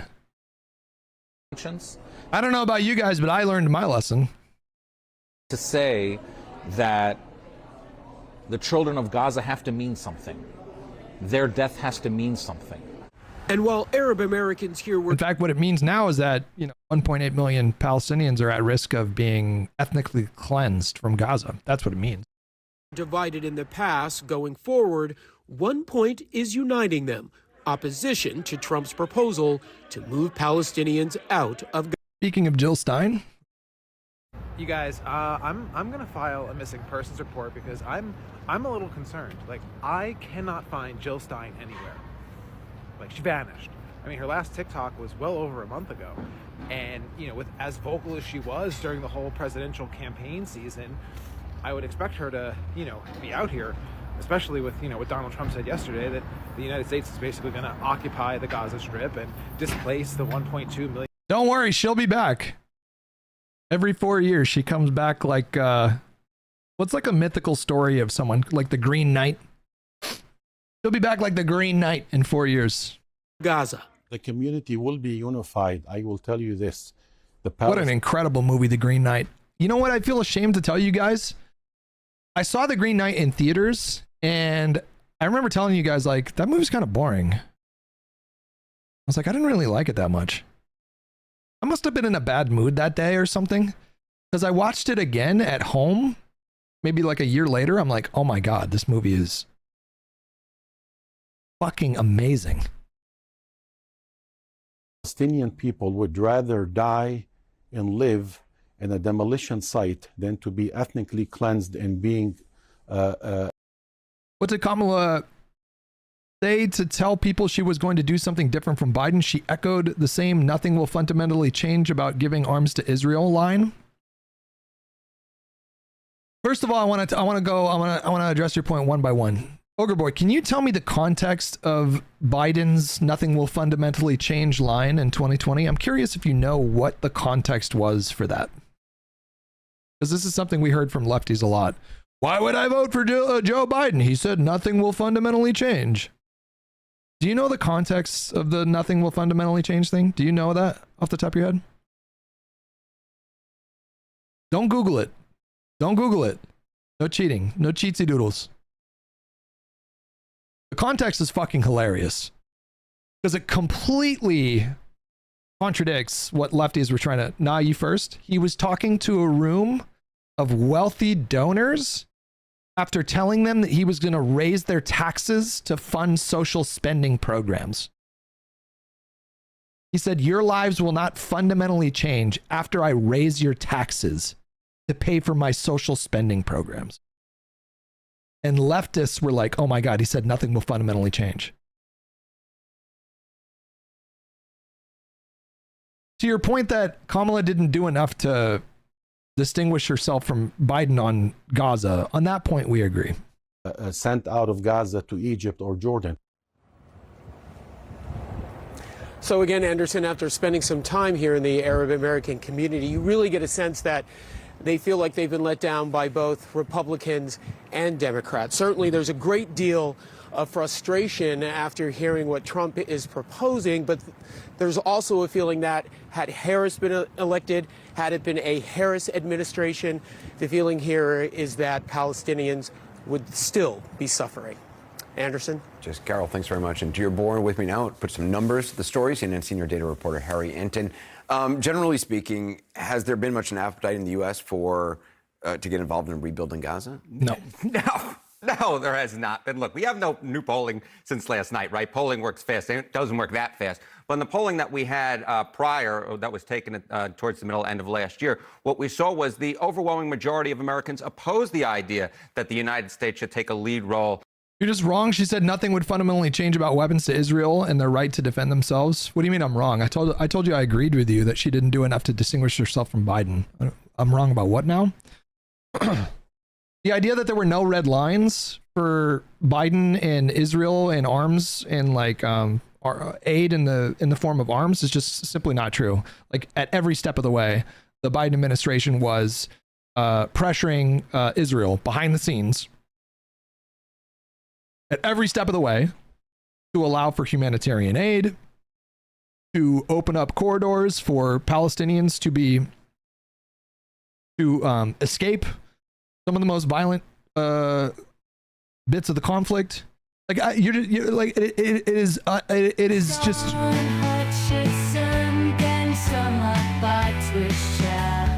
To say that they were to say that the United States gave unconditional support to Israel over the last year and a half is just completely divorced from reality. You guys have invented this fiction. It's not true. It's not true. How do you explain Rafah? How do you explain that? How do you explain Rafah? Israel had pushed the last remaining cells of Hamas into this city, this southern city in Gaza called Rafah. And they wanted to do a final push, and the Biden administration was like, "Are you guys insane? You guys have pushed all of like Palestine. You guys have pushed all of Gaza into this one city. There's no way you can go in there and like roll in with the tanks without first allowing people to leave the more the areas that you want to engage in militaristically." And what did Israel do? They delayed their Rafah offensive for 3 weeks and relocated over 500,000 Palestinians. Like this idea that there was unconditional support, you guys are just lying. You're completely uninformed on this issue. In reconstructing Gaza, you could see it right there: 57% opposed, just 37% support. And what I should actually, while I'm getting stun locked, Ogre Boy, I want to ask you: Do you think that if Donald Trump follows through with basically absorbing Gaza as an American territory, would you concede that that's so much worse than anything that would have happened on Kamala's watch? Would you even grant that?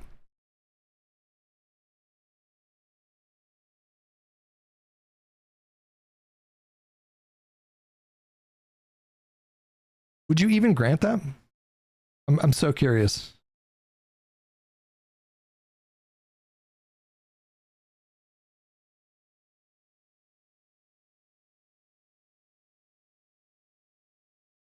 I don't need like a long paragraph. Whatever. Answer the question, Claire. What did Harris do? Claire, what is that?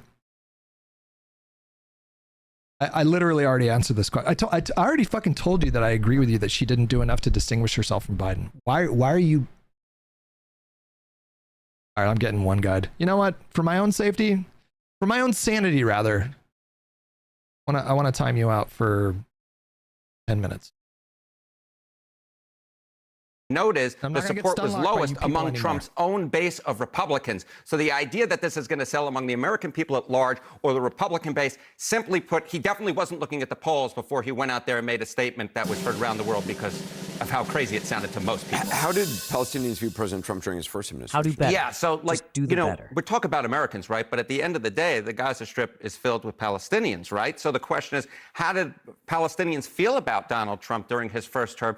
And the bottom line is they absolutely disapproved of his leadership. I mean, you rarely see numbers like this. Look at this. 78% during his first term disapproved of his leadership. Just 10% approved of it. And I even drilled down a little bit more because you know I love going into those crosstabs. And what I found was approval, or at least disapproval among Gazans was even higher. The disapproval among Gazans was even higher than it was among Palestinians overall. So simply put, this would not be a popular plan either in America or in the Palestinian territories.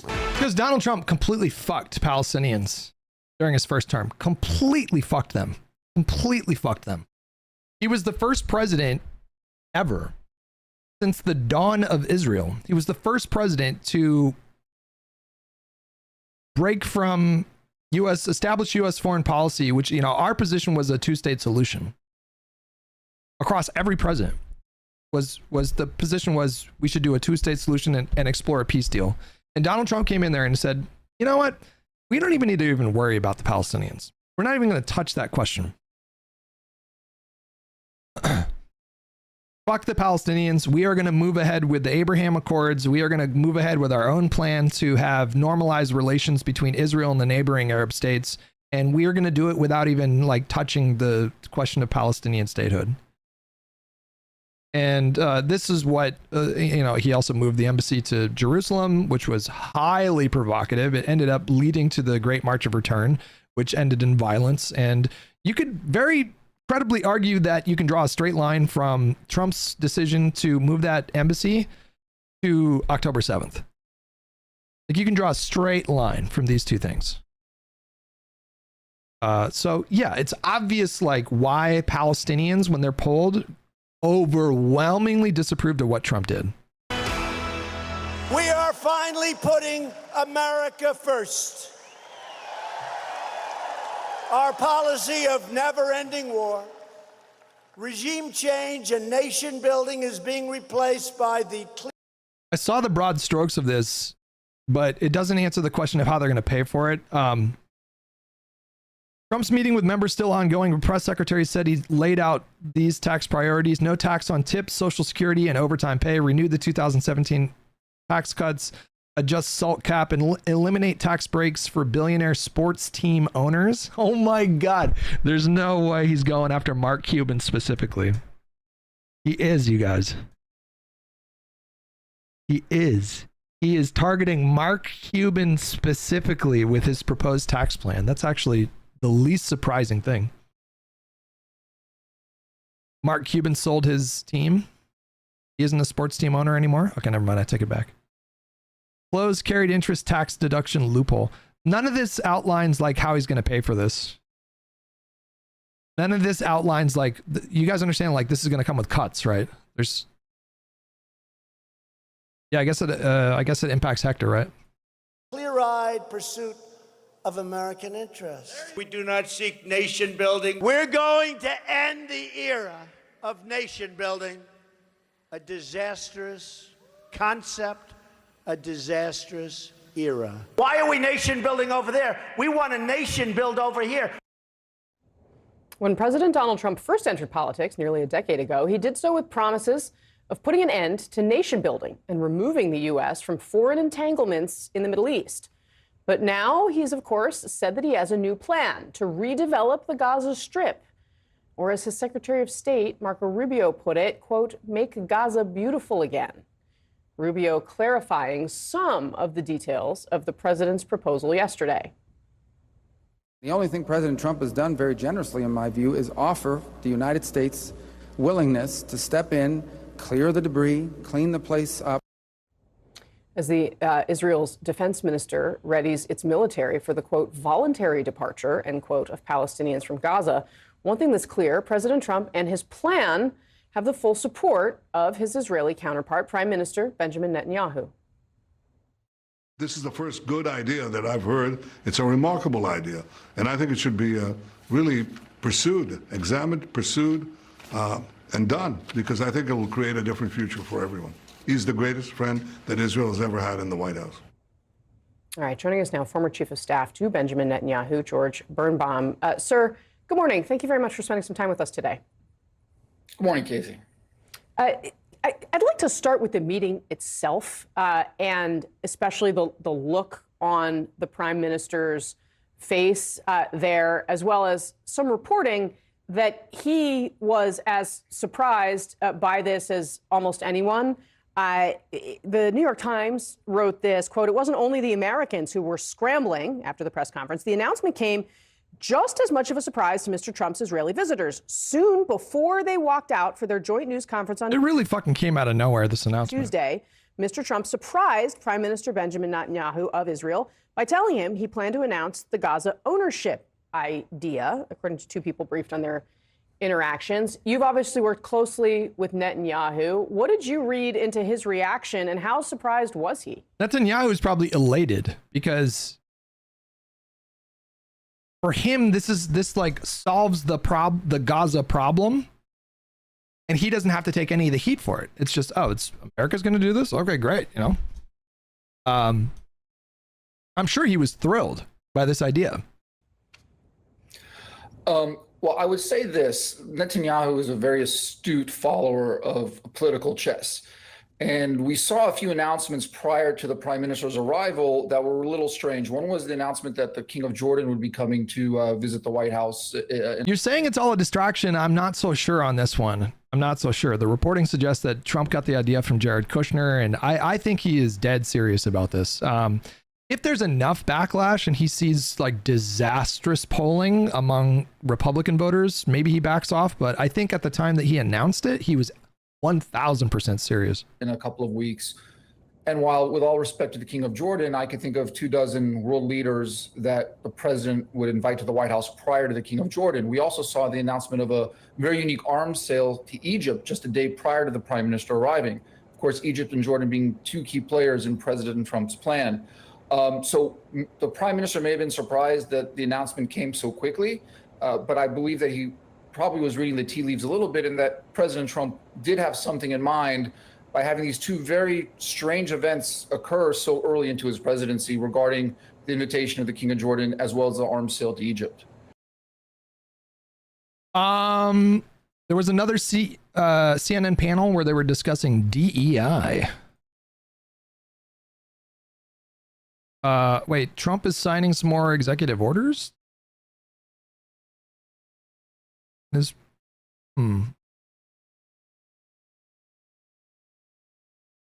on? Executive orders that will be signed inside that Oval Office. As soon as we get the feed of that, we'll go there either live, or if there are no live cameras, sometimes they record the event and then we'll just play it back for you as soon as we get it. Pretty quick turnaround here at the network.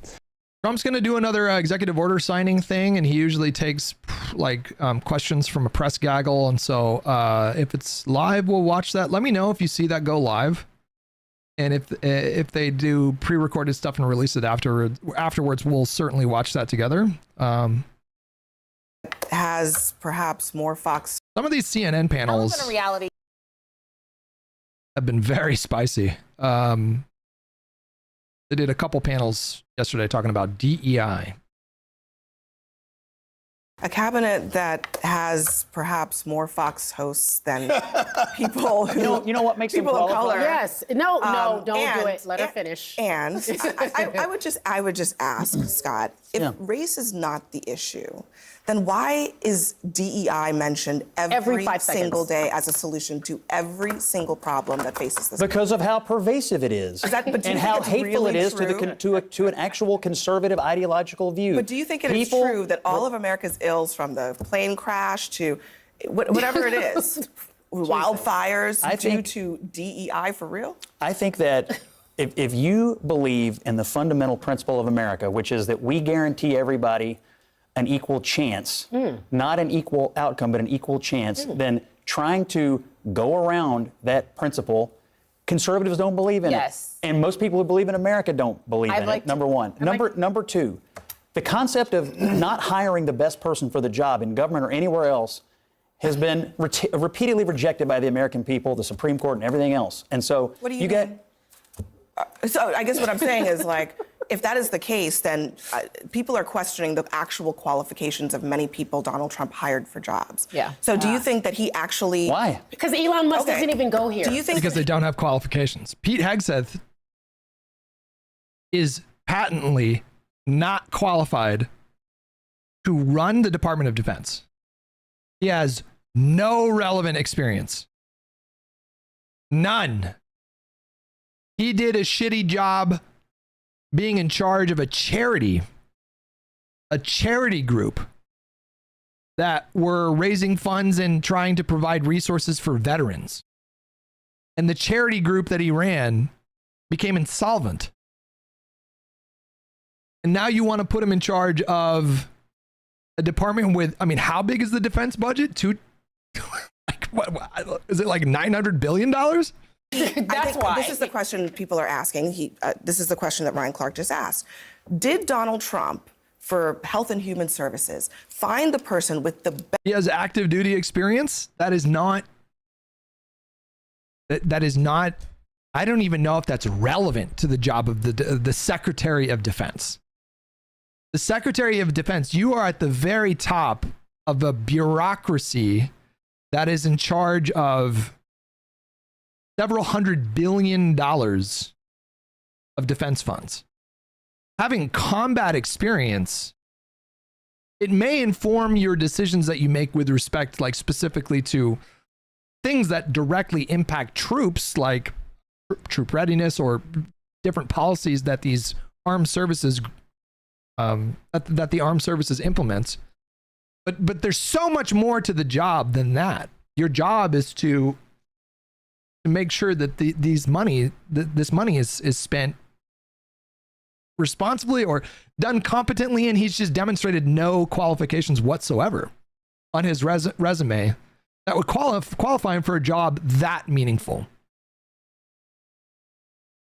Is there another single agency or department that is in charge of more funds? Maybe HHS with like Medicare and Medicaid combined. Maybe that would be more. I think it's the second largest department in terms of funding. Best expertise to address this is not a when it comes to the Department of... Major in the military is miles apart from SecDef. It's the military equivalent of a chief operating officer in the civilian world. Like Sean Duffy. What qualified him to be the Secretary of Transportation? Sean Duffy, who got his career on Road Rules on MTV. What are his qualifications to be in charge of the fucking Department of Transportation? How is he qualified for that? Defense. Did he find the person with the best expertise? Pete Buttigieg had experience, though. He had relevant experience. He was the mayor. He was at the very top of the bureaucratic structure in local government. The idea that he wasn't qualified, but Sean Duffy is qualified? To address those issues. And Pete, might I add, did a fantastic job in that role. Pete fucking killed that role. Did he just find people political appointees have one qualification. They serve at the pleasure of the president because the president believes that person's... What is that logic? Really?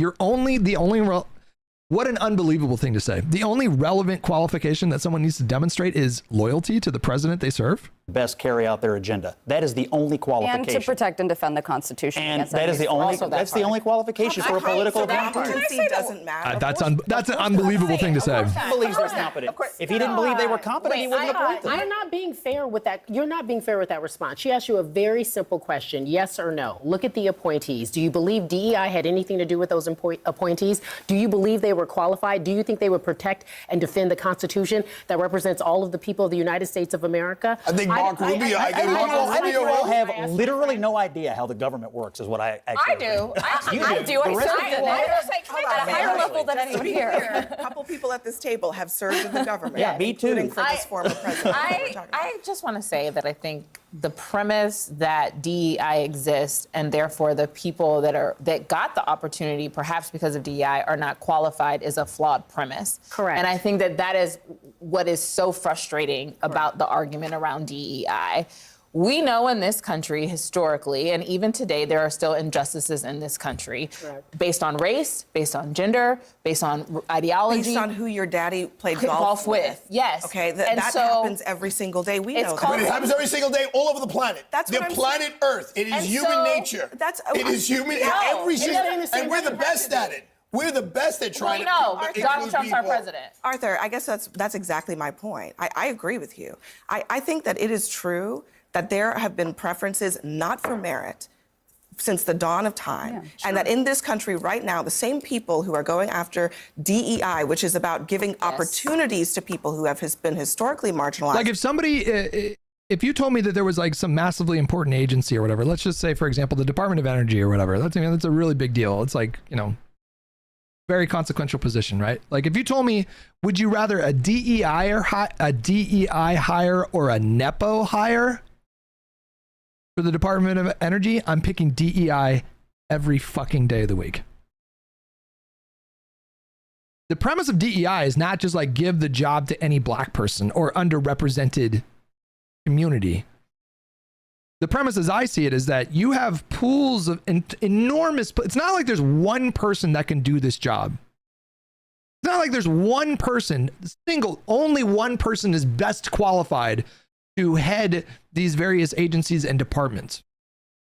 You have a pool of people. So when people like Ketanji Brown Jackson, for example, they call her like a DEI hire for the Supreme Court. The premise itself I find to be incredibly racist, because if you're saying, oh, you stepped over potentially a more qualified white person to appoint her to the bench, the premise itself is kind of racist, because what you're saying is that it's unfathomable that you could have an enormous pool of wildly qualified black women and serve in the Supreme Court. We've never had a black woman serve on the Supreme Court. Why is that? I mean, they live in the country, right? Like, and so you say, okay, well, I want to make sure that we have that kind of representation there. And so then it's like, okay, great. Now we figure out like, okay, give me a list of qualified people. And then there's going to be an enormous pool to choose from there. It's not like you're only going to have unqualified people within that pool to serve in that position. But I would much rather have somebody in charge of a department, serving directly underneath the president, serving at the behest of hundreds of millions of people, literally. I would much rather have a DEI hire than a NEPO hire. Somebody that got hired because like they played golf with them a couple times and they have like good rapport. Are just as willing to hire their friends. Is that what equity means? Giving opportunity or guaranteeing outcomes? No, it's giving access. Because that's what equity means. It's a difference. There's a difference between equality and equity. No, it's giving access. I just want to answer his question because I think this is super. Wouldn't talent and hard work give you access? I think this is incredibly important for you to understand and for everybody to understand at home, okay? This is where I think we go.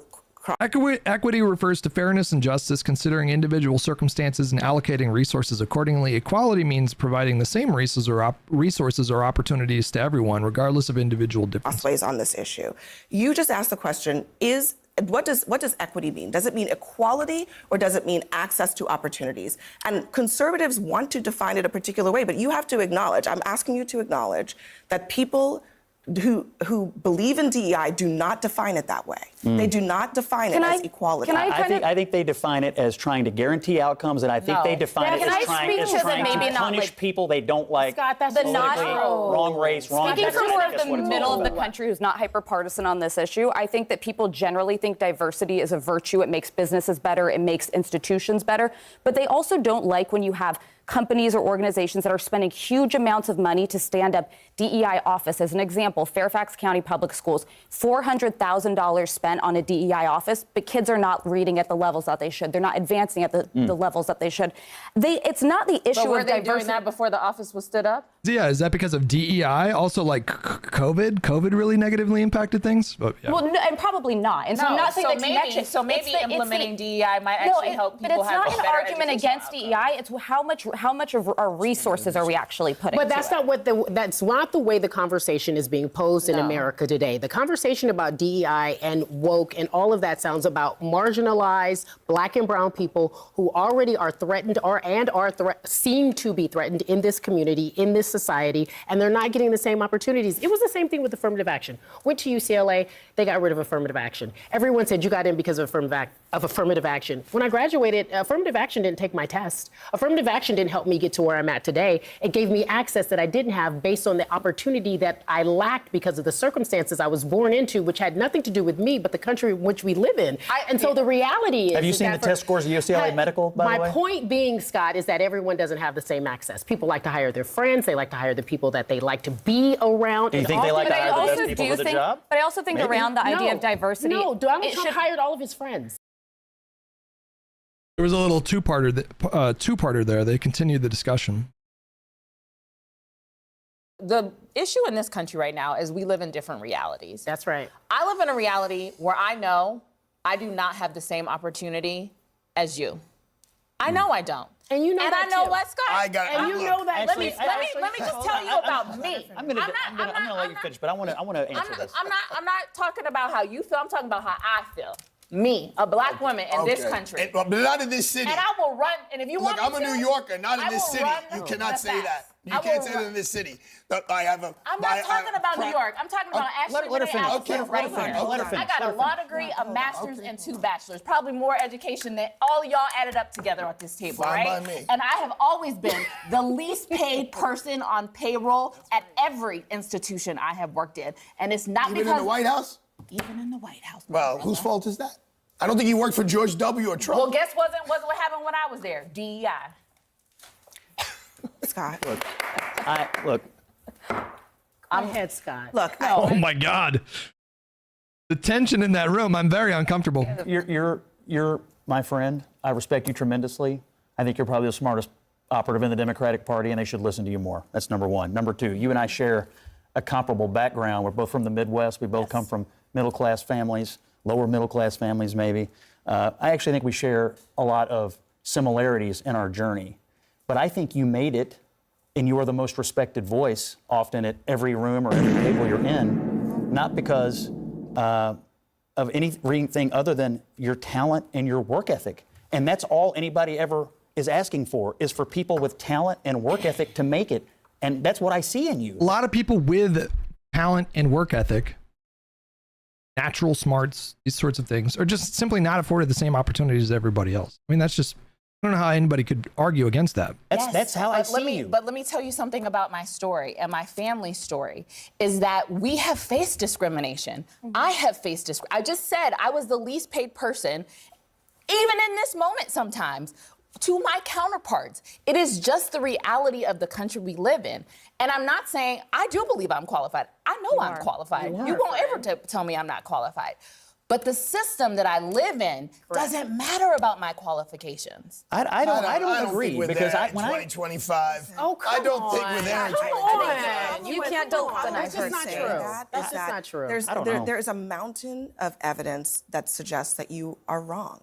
Okay, let's just take Ashley. I'm a New Yorker, so I'm jaded. I am the Attorney General is a black woman. The mayor's a black man. The head of the Senate is a black man. Okay, New York is a small representation. Well, small. The New York is not that States small. of America. Politics. Let me talk about every judge I appear before is either a woman or a person of color. Ashley just gave an anecdote, but the numbers also show Black women are one of the most educated demographics in this country. Black women with a bachelor's degree earn 85 cents for every dollar that all American women with a bachelor's degree earn. The gender race wage gap continues among workers in high wage occupations that require advanced graduate degrees. And one of the least paid. Why would that make any sense? Why would that make any sense? And don't talk to me about the judges you stand before. Talk to me about the theory. Sorry, what exactly did she say here? You're talking America. About politics. Let me talk about every judge I appear before is either a woman or a person of color. Ashley just gave an anecdote, but the numbers also show Black women are one of the most educated demographics in this country and one of the least paid. Why would that?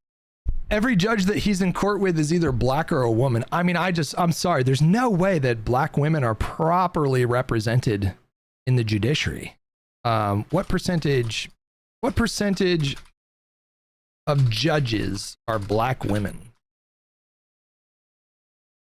4.9%. Only 70 of the 3,800 people who have ever served as federal judges in the United States, fewer than 2%, have been black women. Among active federal judges, only 4.9% are African American women. That make any sense? Why would that make any sense? And don't talk to me about the judges you stand before. Talk to me about the theory. Hold on. Talk to me about the world in which we live in and let's the look system at the that United we live States in. Supreme Court. If he's talking about New York, I would have to look into that. How can you say we're not going to look at that from the top to the bottom? And I'm talking about the legal system. New York is a more progressive. And we just got a black woman. Hold up. Let me. We just got a black woman on the Okay, but you had a black man from the 70s. You brought up the Supreme Court. Or the 60s. One. Did you know, Arthur, that there are many... Hold on. What percentage of it does it represent the United States of America? Well, we just looked at those numbers and they do not support his premise. Why we got to go by numbers? Why is it so hard? He's just factually wrong. He's just factually wrong. And he's relaying an anecdote as though that's some reliable metric. I mean, you can just Google it. Pull out your phone. I don't care if you're on live TV. Just pull out your phone. What percentage of the judiciary is black? That's all you got to do. We can acknowledge what she just said. Why is there only one Italian American? No, but why is it so hard for you to acknowledge what she just said about black women being the most educated? I did acknowledge it. I said that's not my experience. Okay, but because you're not more black. I don't know, but what is the relevance of your personal experience? I don't understand that. No, I'm a New Yorker, and that's New not York the way is not it is representative of the rest You're of America. correct. That's also what It's also the most diverse city in the country. Well, that's exactly. Like, so of why course wouldn't there's it be? more I think it's a representation little in more women. And Scott, I think if you really see, you said something very beautiful. This is your friend. You guys share a lot of the same values. You guys think alike. You guys are literally friends off air. You text, you have good conversations. There is the yes and in that.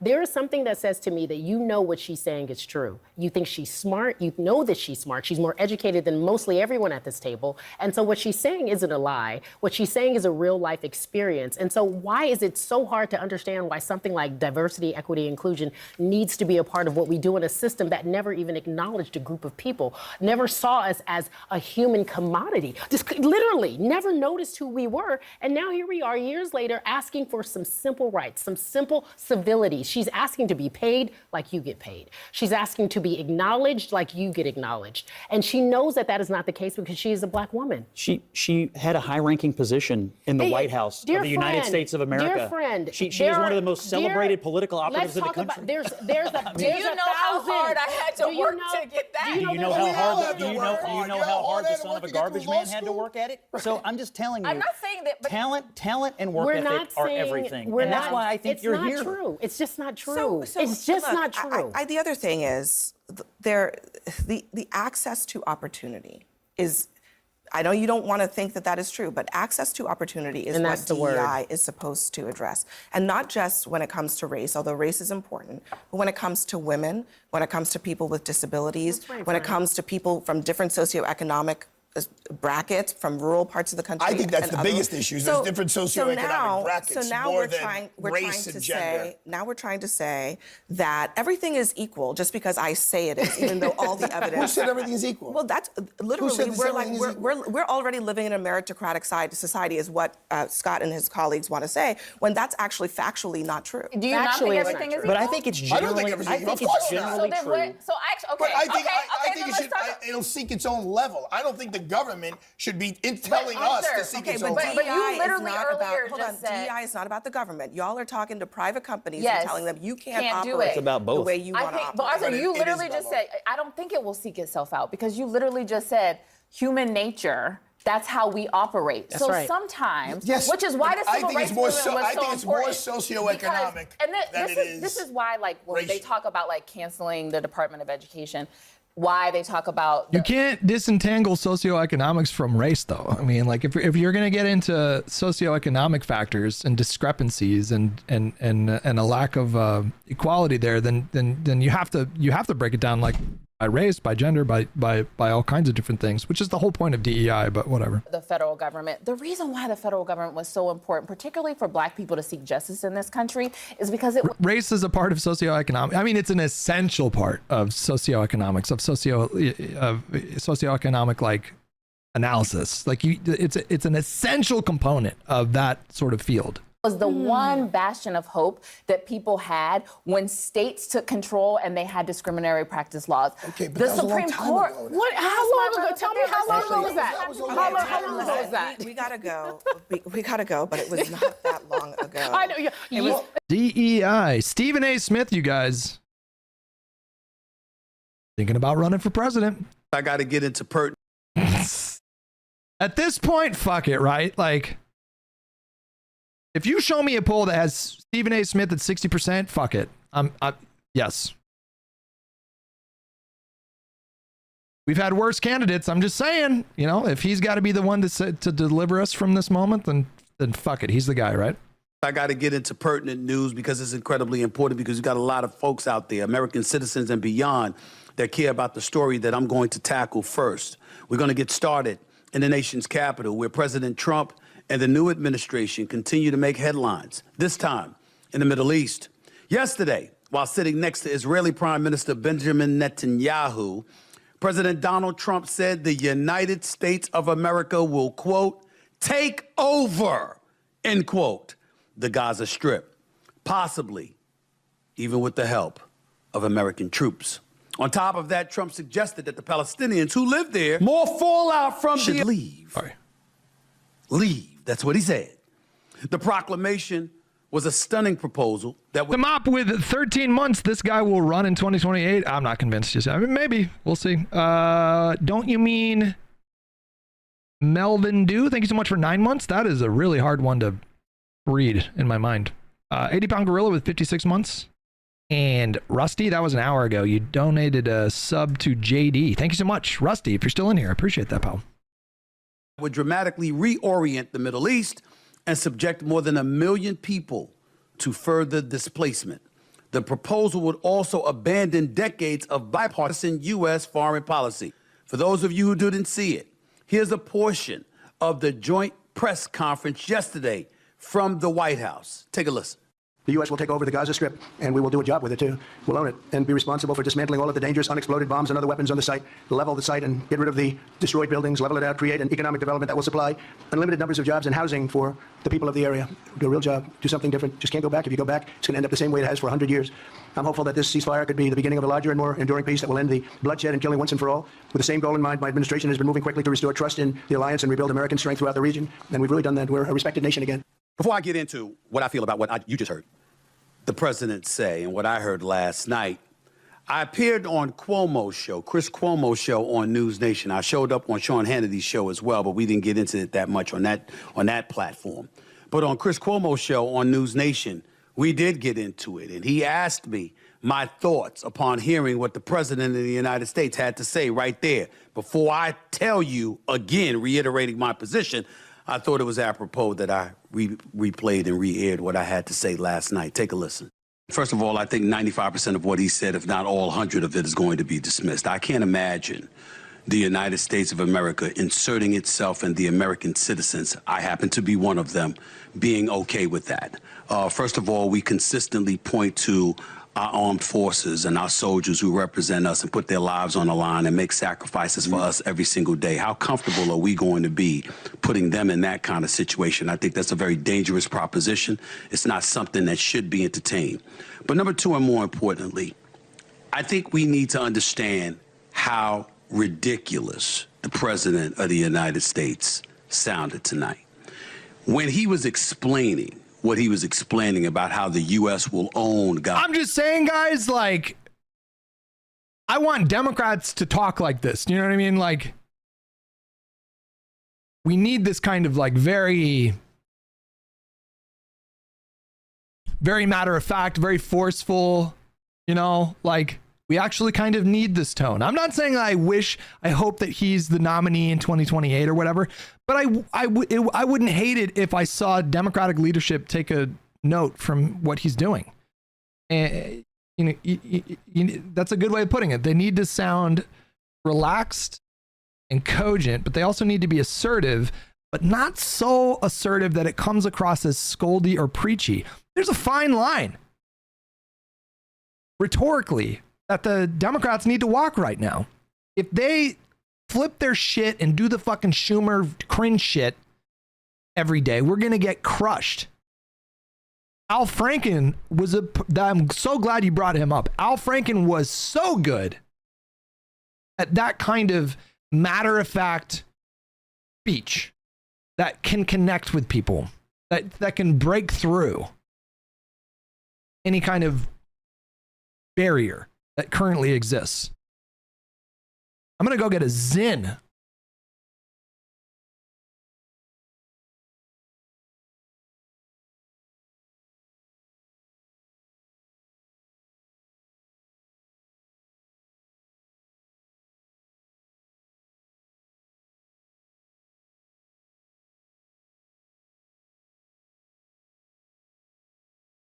Apparently, guys, apparently it's better to put it. I just started doing the Zyns lately. I used to chew tobacco like in high school with my buddies and stuff. And apparently you're supposed to put the Zyn in the upper lip. Did you know that?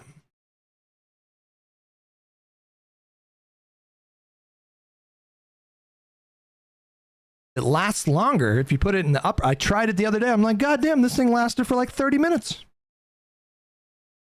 When I put it in the lower deck, fucking Zyn's gone in like 10 minutes. My friend has a hole in his mouth from Zyns. Jesus Christ. Seems kind of intense. He sounded like a real estate agent. Yes, he did.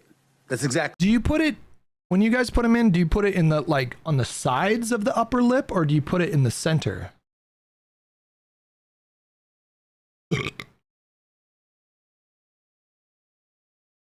Sides?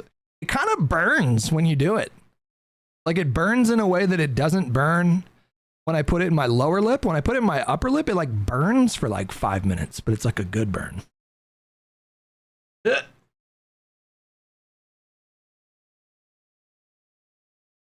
right, it's up in there. Exactly what the hell he sounded like. He sounded like he was looking to build Trump casinos or Trump hotels or whatever the hell else he's trying to come up with. It was utterly ridiculous, and I'm going to say that right now, plain and simple. I'll get in to the impact, the potential impact on Palestinians. What's up, buddy? And beyond, and just Netanyahu gifted Trump a golden pager. Jesus Christ.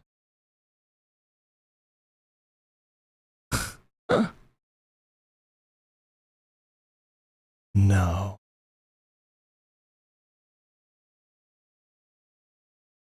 That's pretty wild. Wow.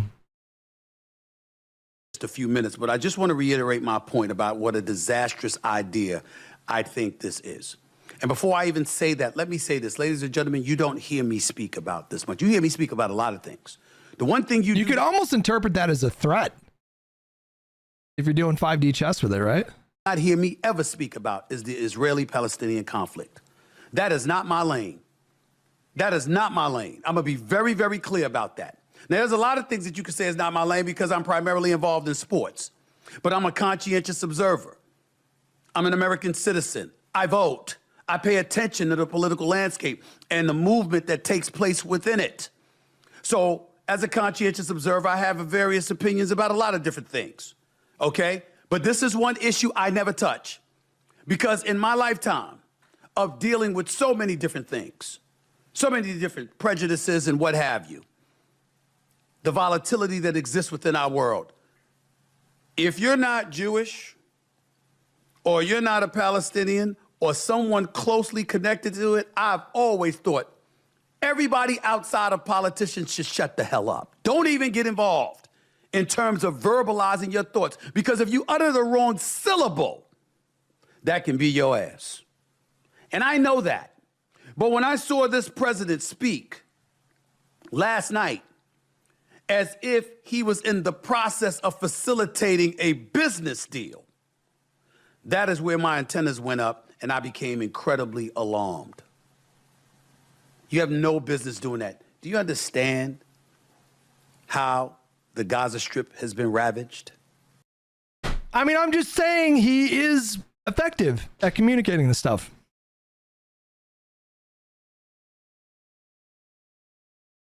Maybe that's what the Democrats need right now. I'm open to it. I am open to Stephen A. Smith 2028. I'm not even kidding you. I am not even slightly kidding here. Do you understand what that area of this world looks like right now in the aftermath of Hamas? Bro, they watched your clips defending Ethan on H3 and I winced out of joy. It was, and I winced out of joy. What is a joyful wince? Is that good? Invading Israel, killing hundreds of people, if not over 1,000, along with other things they are alleged to have done. You have any idea? Have you seen the footage? Have you seen the wreckage? It's been reduced to rubble. It's inhabitable right now. And I get that part. But to go out there and to say that they should just leave, that doesn't even begin to say irresponsible. We're talking about the displacement of potentially more than 1 million people. Closer to 2 million. And this man is there last night with Benjamin Netanyahu, who, by the way, didn't say a word to co-sign that, standing just feet away from him with their dual press conference. And I'm looking at our president and I'm saying to myself,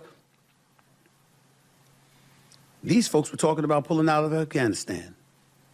And when Joe Biden did it, they were in a... You know what I think makes this like effective rhetoric is that he sounds like a human being. And I think that's what Democrats in Congress specifically, I mean, like the Democratic Party leadership, I think they're struggling with sounding like this sounds like a conversation that would be had on a bus stop, in the workplace, at a dinner table. He sounds like a human being. And when the Democrats right now are getting, for the most part, there are some exceptions. I think AOC is doing a really good job right now of sounding like a human being. For the most part, when Democrats speak up and they do these press conferences, it sounds like they have really carefully planned and maybe think tanked the things that they say. And it's not like think tanks don't have a purpose, and it's not like you shouldn't sort of gauge where people are at and employ any of that strategy, but it comes across as preachy and esoteric at times in a way that turns people off. Fuck it, bro. I'm all in. Stephen A. Smith 2028. Mark me down as a yes. Uproar about it, but over how it was done, not necessarily that it was done. If you listen to political aficionados and those that are fully familiar with what has transpired in the Gaza Strip and beyond, and you hear them talk about the Israeli-Palestinian conflict, and now that we all know dates back to at least 1947, in terms of the recent... He said he's a Bernie bro? Fuck it. I'm willing to make an alliance with Bernie bros. Are you kidding me? ...friction that has existed over the last several decades. They literally sit up there and say, what you're seeing now in Palestine, what you're seeing now in the Gaza Strip, makes Afghanistan look like New Jersey. They said that's how bad it is. And then you're talking about, if you're talking about displacing folks, and you're talking about rebuilding in that area, you gotta... I'm willing to form coalitions with the dirtbag left. I really am. They're not interested in it. So I say fuck them. I will build a coalition with fucking almost anyone to beat the current conservative project in America. Assume you're thinking that the Palestinians, their leadership, and others associated with them are just going to be okay with that? You really, really think that's going to happen? You really think that's going to happen? Ladies and gentlemen, look at the history. I'm going to read from Israeli-Palestinian conflict. These are notes here based off of research. Obviously, the Israeli-Palestinian conflict dates back to the end of the 19th century. In 1947, the United Nations adopted Resolution 181, known as the Partition Plan, which sought to divide the British Mandate of Palestine into Arab and Jewish states. On May 14, 1948, the State of Israel was created, sparking the first Arab-Israeli war. The war ended in 1949 with Israel's victory, but 750,000 Palestinians were displaced, and the territory was divided into three parts: the State of Israel, the West Bank of the Jordan River, and the Gaza Strip. Over the following years, tensions continued to rise in the region, particularly between Israel and Egypt, Jordan and Syria.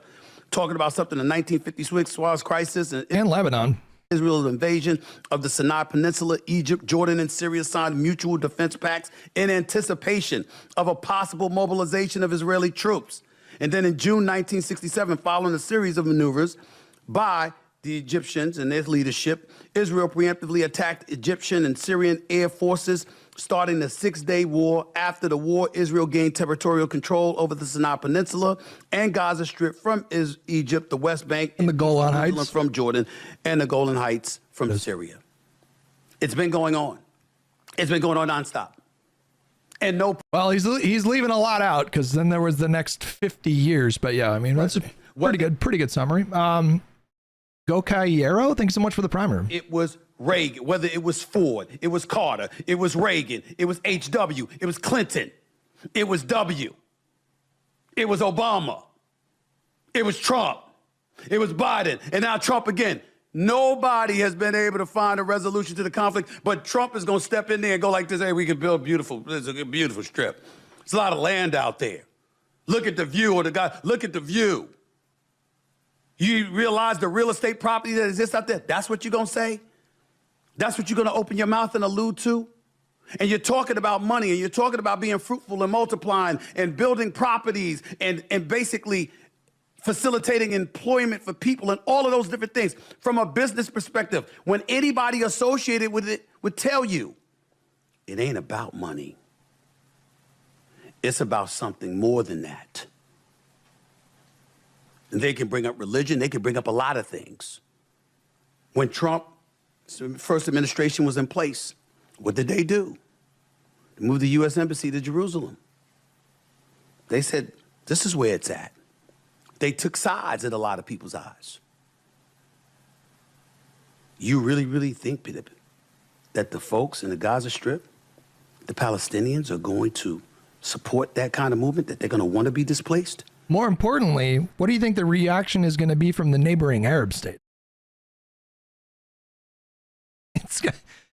To say that such a move would destabilize the entire region is almost like a comical understatement of what's going to happen. Egypt and Jordan already said absolutely not. The anticipation is that the entire Arab world will say absolutely not. What are we doing? I'm not trying to get into this. Here's a good Stephen A. Smith clip. What is this? His title for the moment don't matter. Every other word he was saying, I want to thank Donald Trump. I want to thank Donald Trump. I want to thank Donald Trump. Thank you for your leadership. Thank you for your... Shut the hell up and do your job.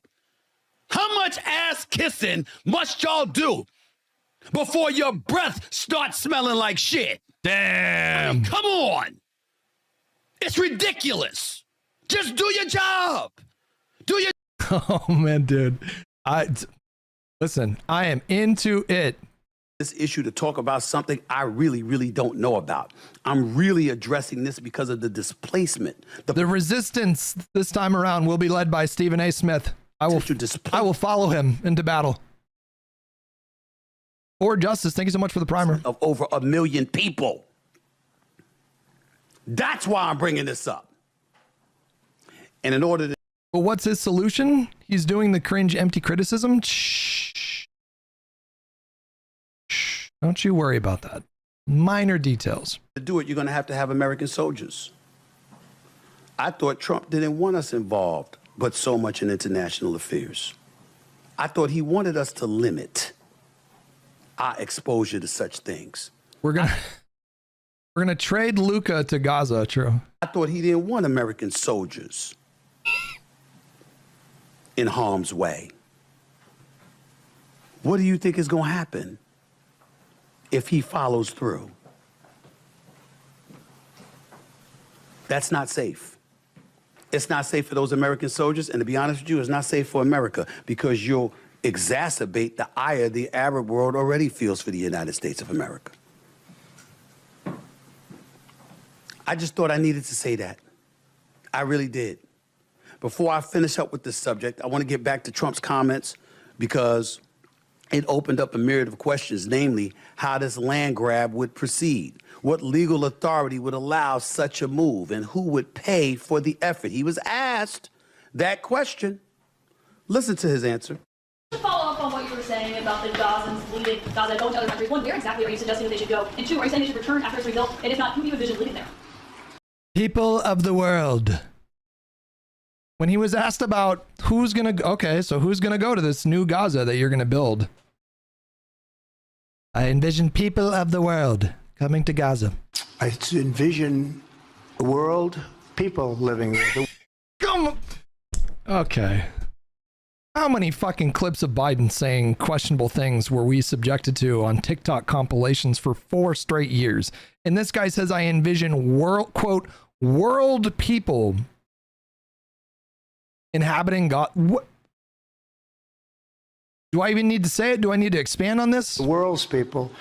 I think you'll make that into an international, unbelievable place. I think the potential in the Gaza Strip is unbelievable. Sounds like John Lennon. And I think the entire world, representatives from all over the world will be there, and they'll live there. Palestinians also. Palestinians will live there. Many people will live there. But they've tried the other, and they've tried it for decades and decades and decades. It's not going to work. It didn't work. It will never work. And you have to learn from history. History has, you just can't let it keep repeating itself. If you were even vaguely familiar with Middle Eastern history, then there's no way you could co-sign on his insane plan. We have an opportunity to do something that could be phenomenal. And I don't want to be cute. I don't want to be a wise guy, but the Riviera of the Middle East, this could be something that could be so bad. This could be so magnificent. But more importantly than that is the people that have been absolutely destroyed that live there now can live in peace in a much better situation, because they're living in hell. And those people will now be able to live in peace. We'll make sure that it's done world class. It'll be wonderful for the people. Palestinians mostly we're talking about. And I have a feeling that despite them saying no, I have a feeling that the king in Jordan and that the general president, but that the general in Egypt will open their hearts and will give us the kind of land that we need to get this done.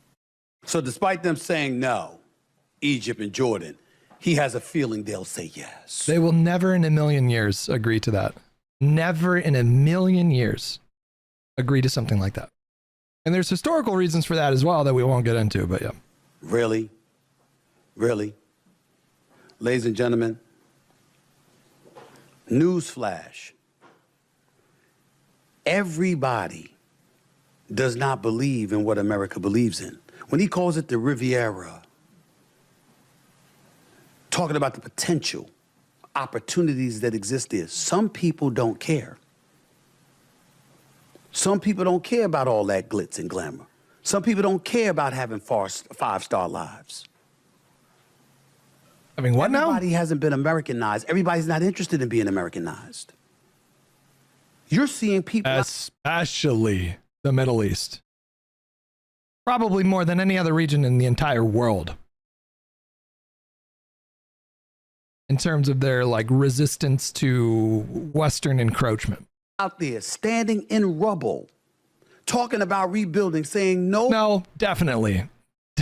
Not possibly, definitely.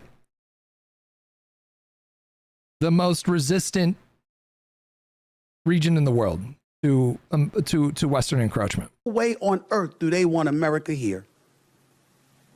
And if they feel that way, chances are hundreds of thousands, if not millions, share their thinking.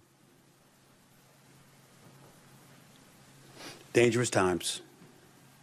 Calls for serious people and calls for serious dialogue, not rhetoric that's got agenda written all over it. Just a thought. Ain't gonna go any deeper than that because I ain't qualified to do so. But it's obvious. This had better be much ado about nothing. I know Chris Cuomo believes that. I know Bill O'Reilly believes that. I know a host of political aficionados believe he's just bluffing. He's just talking. He's not going to do anything. I just he don't. understands what it entails. But still, to say it is pretty damn scary. I think we should take him seriously on this one. Bill Gates had some choice words to say about Elon Musk, of all people. I'm sure this is not going to light the internet on fire. Well, to you, we wanted to get a different perspective on the fight over the U.S. Agency for International Development, or USAID, a program that dispenses billions in foreign aid. On Monday, Elon Musk said President Trump agreed with him that it needed to be shut down. Earlier, I spoke with Bill Gates, the Microsoft founder, whose Gates Foundation is one of the largest charitable organizations in the world. We discussed Elon Musk and the funding fight. The interview is part of a book tour he's doing for a memoir of his early years, Source Code, My Beginnings. Well, let's start with Elon Musk. He's called USAID a criminal organization. He called it evil. He talked about it's a radical left political psyop. To you, what is the importance of USAID and the U.S. giving aid to people in need around the world? Well, the USAID plays a super important role in dispensing our aid budget, which is less than 1% of the government budget. Usually it's pretty obscure, so maybe this is a chance to talk about, okay, is some of that work we'd like to change, but overall, it's work that saves millions of lives and, helps strengthen relationships for the United States. If it's just moved into the State Department, does that matter? No, the exact organization can change.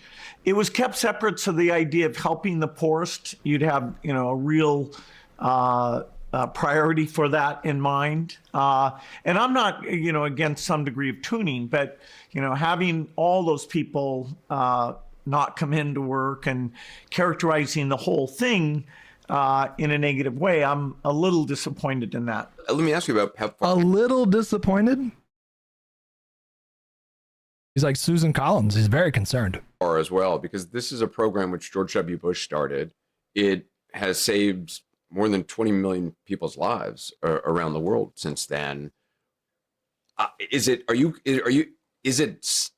done now? I mean, is it paused? There were 48 hours where drug disbursement was shut down, and then that was reversed. And now the challenge is that the employees who manage that work aren't being let into the office, and so we're a bit up in the air.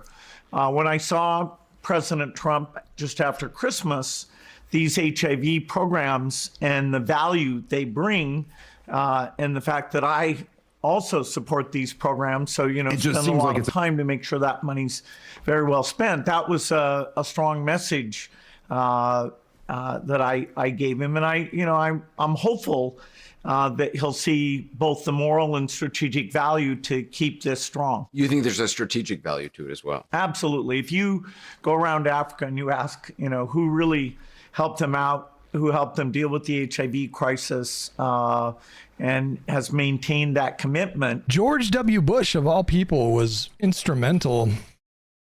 George W. Bush's legacy is terrible, but there's one part of his legacy that is amazing.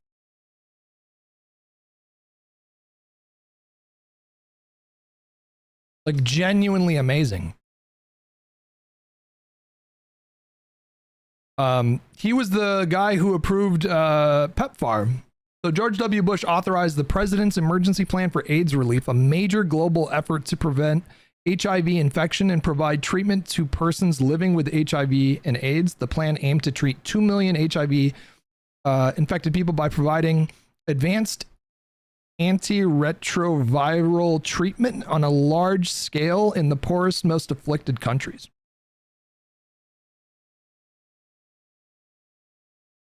It was just, you know, bar none, the best thing he did when he was president. It was just an unbelievably beneficial program that he championed. By 2003, the global AIDS HIV situation was reaching its deadliest peak.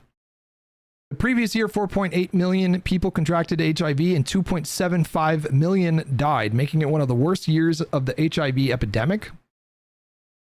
It wasn't due to a lack of treatments in the 90s. Effective medications had been developed that made HIV a manageable condition rather than a death sentence, but these drugs were available almost exclusively in richer countries, so the burden of illness and death shifted to lower resource countries. People living with HIV in those countries, which were often the hardest hit by the epidemic, had no chance of accessing treatments at all. Said Dr. Wafa El Sadr, director of ICAP at Columbia University and professor of epidemiology and medicine at Columbia Mailman School of Public Health, told NPR. Then in his January 2003 State of the Union address, President George W. Bush made an announcement the United States would undertake a massive investment to combat HIV/AIDS around the world. Those working in the field remember watching the speech and wondering if this could be a much-needed turning point. That was 2 decades ago. The U.S. President's Emergency Plan for AIDS Relief, or PEPFAR, soon became a greater triumph than experts like Al-Sadr had dared to imagine. It's the largest health commitment ever made by any country, now totaling more than $100 billion in more than 50 countries, and it continues to work. Like George W. Bush was directly responsible for saving millions of people all over the country, which is crazy. Yeah. They're uniquely thankful to the United States. If PEPFAR stopped, what would happen? You'd have up to 10 million deaths if it was stopped abruptly. You know, I thought the argument would be about, could we cut it by 10% over the next several years? And look, there's a lot of demands on the budget. You were in another interview recently. I think you characterized some of the stuff Elon Musk has been saying about the right-wing government in Germany as insane. Just the idea of him supporting particular, very right-wing parties. I'm surprised by that. The AfD party in Germany is very far right. Some people dare to call them Nazis or Nazi adjacent. It stands for Alternative for Germany. Is right-wing populist political party in Germany. The AfD is Eurosceptic and opposes immigration into Germany, especially from Muslim immigration. The name of the party reflects its resistance to policies of Angela Merkel, with her insistence on alternativelessness, a German version of there is no alternative. Established in April 2013, AfD narrowly missed the 5% electoral threshold to sit in the Bundestag, I guess that's their parliament, during the 2013 German federal election. Party won 7 seats in the 2014 European Parliament election in Germany as a member of the European Conservatives and Reformists. It was founded by Gauland, Bernd-Luck, and former members of the Christian Democratic Union of Germany, to oppose policies of the Eurozone as a right-wing and moderately Eurosceptive alternative to center-right but pro-European CDU. The party represented itself as economically liberal, Eurosceptic, and conservative movement in its early years. AfD subsequently moved further to the right and expanded its policies under successive leaderships to include opposition to immigration, Islam, and the European Union.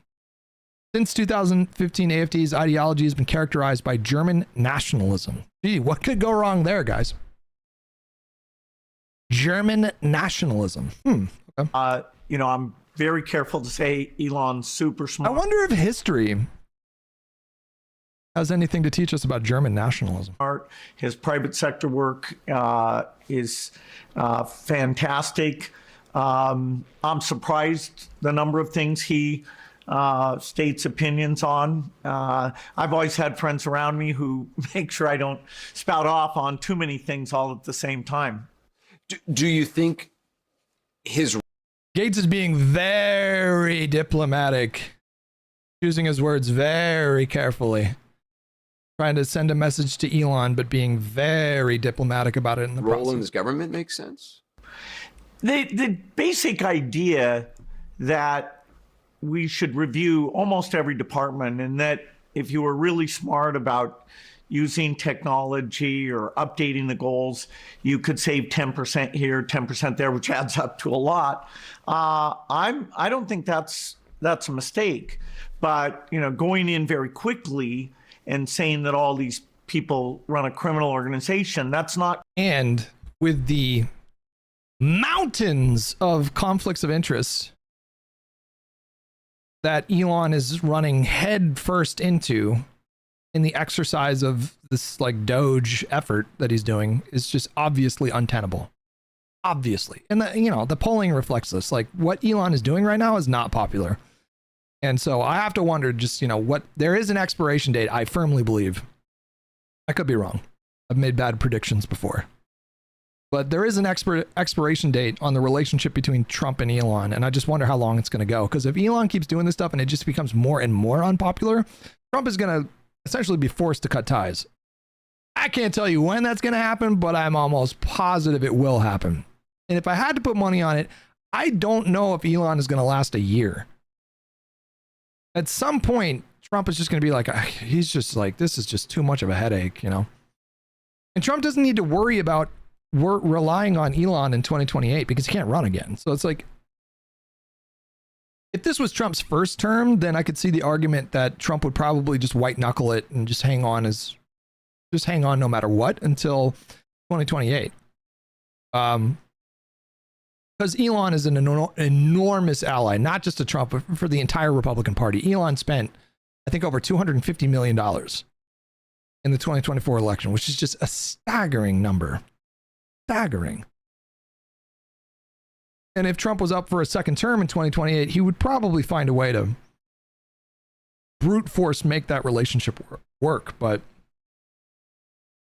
Elon's not popular. Doge is not popular. And, Democrats, I think, are savvy to focus on Elon right now. I think it's an obvious weakness for the Trump administration, and they can tie all of that negative baggage for Elon directly to Trump. And so I just think it's just we're on a ticking clock here, and we'll see how long that relationship lasts. I don't think it's going to last longer than a year. Quite as subtle as you'd hope to see.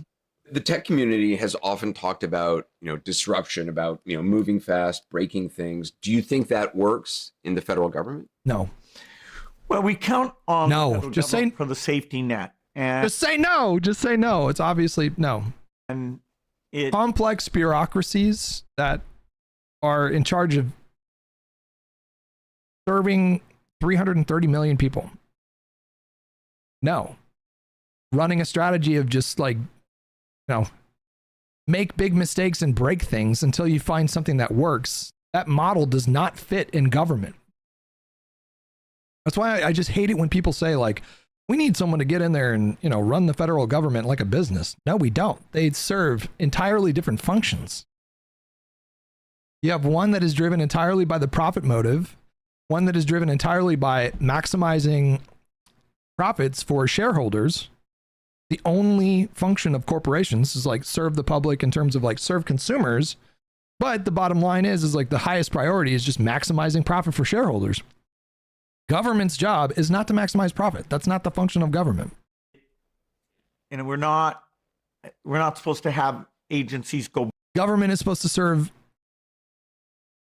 the public interest. That's that's what it's there to do.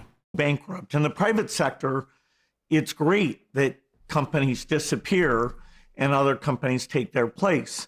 But when you're counting on a department to, say, enforce safety rules, to review drug safety, things like. Do we think Gates is measuring his words here for fear of retribution from the administration? I think Gates is so unbelievably wealthy that I don't know how concerned he is about that, but I do think he is choosing to pull punches and he's choosing his words very carefully here in an effort to get a message to Elon in a way that maybe, so like if he does this interview and he's super antagonistic, like I'm sure behind the scenes Bill Gates is telling his friends like Elon is fucking insane.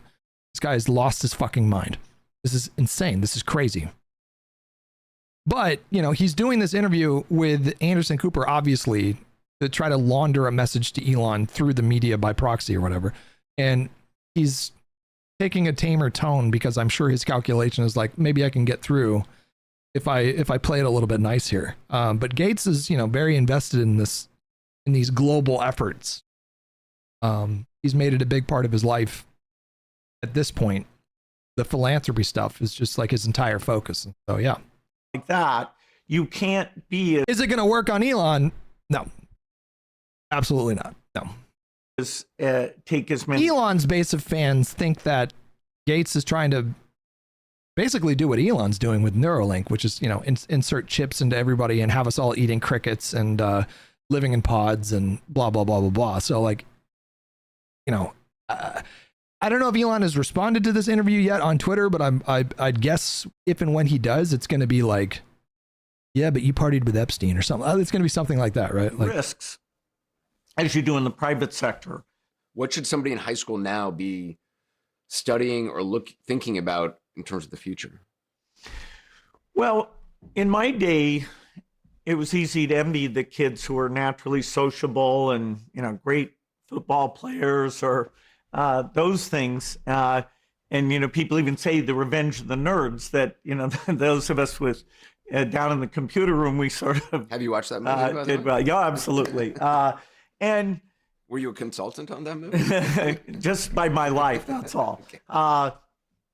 So it's nice now that you can see different learning styles or approaches can be rewarded if you're, you know, able to discipline yourself and, you know, focus on the right things. It can become a superpower. We'll see how Elon responds, if he responds, but my guess would be that he'll respond very like a seventh grader or whatever. Dave Smith has some thoughts on Trump. You can't hear it because the video is muted. It just seems like it's a different Trump in a lot of ways this time. Yeah, prosecuting Fauci. That always sounds like a good idea. It's pretty crazy, but Elon Musk tweeted that out again, something about prosecuting Fauci. And it is wild just to even think about how much steam that idea is getting. And obviously, he's gotten a presidential pardon now from Joe Biden. But, you know, and I don't know, Rob, you tell me, I'd imagine you probably agree with me on this, but I will say that, okay, I'm old enough to remember that after when Barack Obama first got elected in 2008 and he assumed the presidency in January of 2009, there were some left-wing activists who wanted to prosecute Bush and, you know, top cabinet level people for the blatant war crimes that they had committed. There was enough pressure that Barack Obama had to give a speech about it and say he's not going to do it. It's one of my favorite things always. I love mentioning when Obama goes, he goes, I hear, you know, I hear your concerns and yes, there were some crimes committed and we tortured some folks. That was how he said it. We tortured some folks. And then he goes, but now is the time to look forward, not backward. And I remember always thinking like, well, here's the thing about prosecuting crime. You really have to look backward. It's really the only way it works. And this motherfucking hypocrite piece of shit. That was a little harsh. What a hypocrite. Wasn't he complaining about the precedent that Biden set by prosecuting Trump? Was he not? I don't know if I have a clip in mind or a quote in mind of Dave Smith saying something like that, but if I had to bet, you know, I would feel comfortable betting $1,000 that Dave Smith did the whole like Biden setting a horrible precedent and the Republicans are just going to do it to the Democrats. And now he's criticizing Obama because Obama didn't want to go after like former Bush administration officials because he was worried about the political and cultural precedent that he might set by doing something like that. So he's critical of Obama for doing that, but I guess whatever. Anyway, but that even then, it was not. It never felt like it was. It was like a small enough contained group of left-wing activists who believed that. I mean, I completely agree with them, but. Slim Chunk in the chat asks, did Trump go after Hillary for blatantly breaking the law? Slim, do you understand that presidents don't do that? Do you understand that? Presidents don't order the DOJ to go after people. They can't do that. Do you understand that? When Republicans say this, it blows my mind. Well, Trump could have gone after Hillary if he wanted to, but he didn't. He chose not to in 2016, 2017. Really? What do you mean? What do you think he could have done? What are you saying he could have done? Very predictable response from Slim. Biden weaponized the DOJ to prosecute Trump. Do you have any evidence that Biden had anything to do with a single prosecution? You're making a very serious claim. What you're claiming is that Joe Biden, I guess, pulled Merrick Garland into the Oval Office and said, I want you to go after Trump. Do you have any evidence for that? Do you have any evidence for that? A single quote, anything? The way that you flippantly accuse Biden of doing something like that with no fucking evidence whatsoever is pretty astounding to me. And it kind of perfectly encapsulates like MAGA. The way that you guys think about things is just so divorced from how things actually work in real life. When Donald Trump ran in 2000, they dropped this like 30 minutes ago. Carolyn Leavitt lays out Trump's tax priorities. I saw that, but they didn't talk about any of the cuts. They didn't talk about any of the cuts to the federal budget, which is going to be a part of this tax plan. So I don't even want to talk about like the broad strokes that the press secretary laid out. Because she's conveniently leaving out like, okay, we're going to do cuts to Medicaid, we're going to do cuts to Medicare, we're going to do cuts to, they're leaving all of this out. 2016, and there were like the lock her up chants. That always felt to me like it was a novelty. It was like a fun thing. He sent you evidence? Okay, I'm going to guess what your evidence is. Your evidence is a background story about how Biden privately expressed frustration with Garland. Wait, where did you didn't leave? What evidence did you give?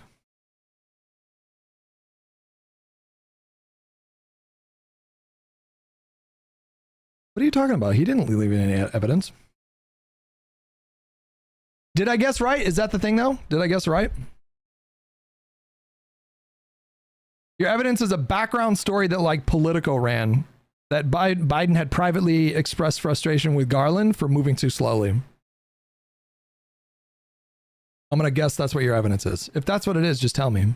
Thing to put on a t-shirt. I know that's what it is. I'm positive that's what it is, for the record. But it never seemed like that. Like, did you ever hear any of Trump supporters, being like, man, he really didn't come through on that promise to prosecute Hillary Clinton? Like, you know what I mean? It just wasn't even taken as like a serious thing.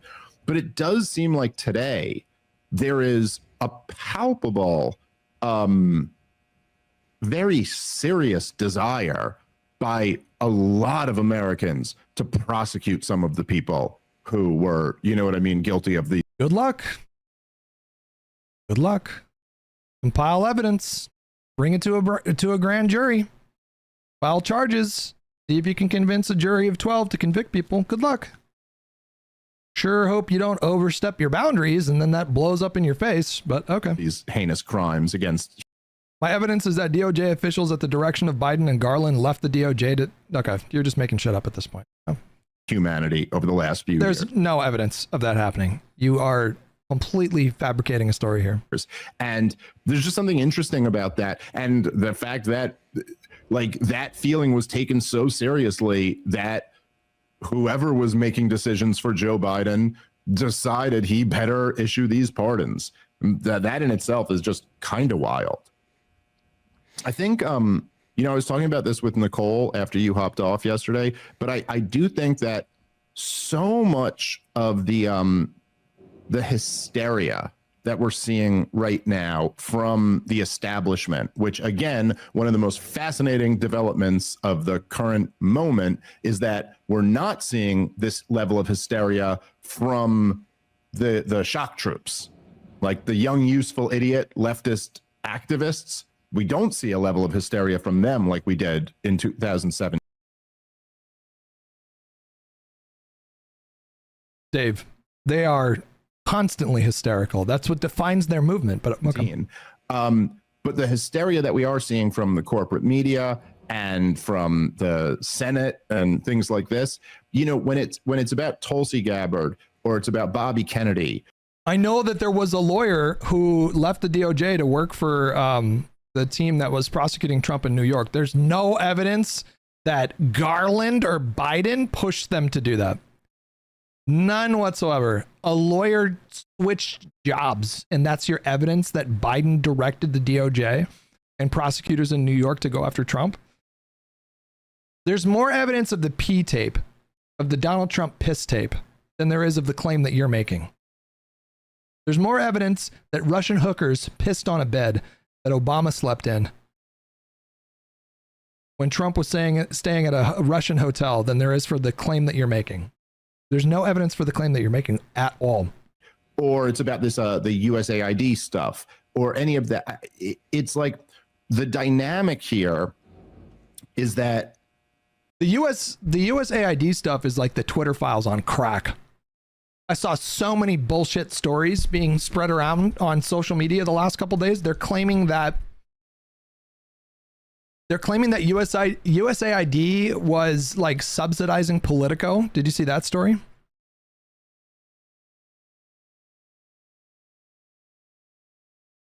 Complete bullshit claim. They're claiming, yeah, the stuff about like the condoms in Gaza. Like they keep just, they saw somebody named Jeffrey Epstein who was in charge of some organization or whatever, received funding from USAID, and they thought it was that Jeffrey Epstein, but it was a fucking different one. It was just a different guy. Like, these people are so fucking stupid. It's not just that, like, oh no, an outsider's coming in and they may get the policies that they want rather than the policies that we want. There's something much deeper than that. And I think it's much more like, oh shit, serious crimes have been committed. And if these outsiders come in and have access to these books, oh my God, are we going to be in trouble here? You know, it's like, it's not, if you think about in the... I am not worried about it. I am fully convinced that if they follow through on their witch hunts, it's going to blow up in their face. At the end of the day, you got to, like, the judicial system, for all its flaws in the United States, is pretty fucking good. Pretty fucking good. Like, it's a high threshold to secure a conviction. Do false convictions happen? Yes, it does. But all things considered, it is no small thing to secure a conviction beyond a reasonable doubt to a jury. And if they go for this fish, I mean, they spent 2 years, 3 years priming their MAGA base, promising all these prosecutions. So now they kind of have to follow through on it. I think they will. I don't know to what extent they can go after, like, Fauci after that pardon, but other people they'll go after. And it's just going to blow up in their faces. You know, good luck. You got to convince the jury. Go ahead. Let's do it. Post-terror war and post-COVID world. And you think about the picks that people are freaking out about the most. And it's, well, they got Matt Gaetz out. Matt Gaetz got himself out, but okay. Tulsi and Bobby have yet to be confirmed, but are still in play. But you think about the fact that it's the director of national intelligence, the person who oversees the CIA and the NSA, it's the health department, and it's the Justice Department. Like, I don't think it's a coincidence that there's a freak out over, like, hey, you know, people are freaking out not because they're afraid that accountability is coming. People are freaking out because a fucking anti-vaxxer is going to be in charge of the Health and Human Services, and a Russian plant is going to be the fucking head of the DNI, and a QAnon guy is going to head the FBI. That's what people are freaking out about. It's not because we're afraid of prosecutions that are going to be coming. What I mean, like, these people might have access to all the crimes that were committed by the deep state, all the crimes that were committed by the health institutions, and they also have the Justice Department. Like, they also have somewhere that they could send these complaints to. And, you know, it's just an interesting dynamic. Like it's hard to say exactly where all of this goes, or if even if Trump really has. I think we have a decent sense of where it goes. I mean, we've seen what happens when Republicans go on fishing expeditions. You know, the federal prosecutors have an insane track record at securing convictions. And what happened when they sent their special counsel to go after Hunter Biden? That guy failed in both of his cases. How do you bring 2 prosecutions and lose both of them? Who was that special counsel again? What was his name? Their star witness ended up being a literal Russian spy. Do you guys remember that shit? I think it's pretty, you know, we've already seen what happens when they massively overplay their hands. They get, you know, ends up with acquittals, but okay. Has the political will to go through with some stuff like that. But it certainly is interesting to watch the freak out about all of that, because like the truth is that the level of crimes that have been committed are so heinous that if they were to be exposed, I mean, look, when you think about even just what already has come out, right? I mean, this thing, which by the way was news to me. I don't know if you had heard of this, Rob. Is he going to do the Politico story? Is he going to do the USAID Politico story that ended up being complete bullshit? Let's see. Like, I knew that like the NIH subsidiaries had funded the Wuhan lab. I didn't know that USAID had. But even just think about that, you're like, oh, look at it. We made COVID. Our government made COVID. This is like the biggest freaking scandal in the world. Like this virus that not only, you think about the fact that it's not only the virus. What crime is he alleging here? What crime is he alleging here? Itself. Which even if we take at face value the idea that, you know, gain of function research in Wuhan led to the COVID virus, which is possible. But even if we take that at face value, what crime is he alleging here? You know, obviously the people who died of COVID were sick and old people 99.9% of the time. But still, I mean, you know, that's a lot of people died of this thing and got, you know, in many cases, maybe it only robbed a year of their life or 2 years of their life. But it's kind of amazing that we're getting a right winger to admit that the COVID virus was a big deal. Dude, that's a big deal. That was not the tune that they were singing in 2020. Just a cold, right? To rob somebody of the last 2 years of their lives. But it's not, so it's not just the virus that killed millions of people worldwide, but then it's... Oh, is he alleging that they deliberately made COVID? Is that what he's kind of implying here? Also, all of the cost of the government response to the virus, which was also done by the government. So like they made the virus and then locked down in response to it. The amount of human suffering that they caused because they wanted to have these, you know, I don't know, is it too far? Is he gonna say bioweapon? Classify it as bioweapons? Oh my fucking God.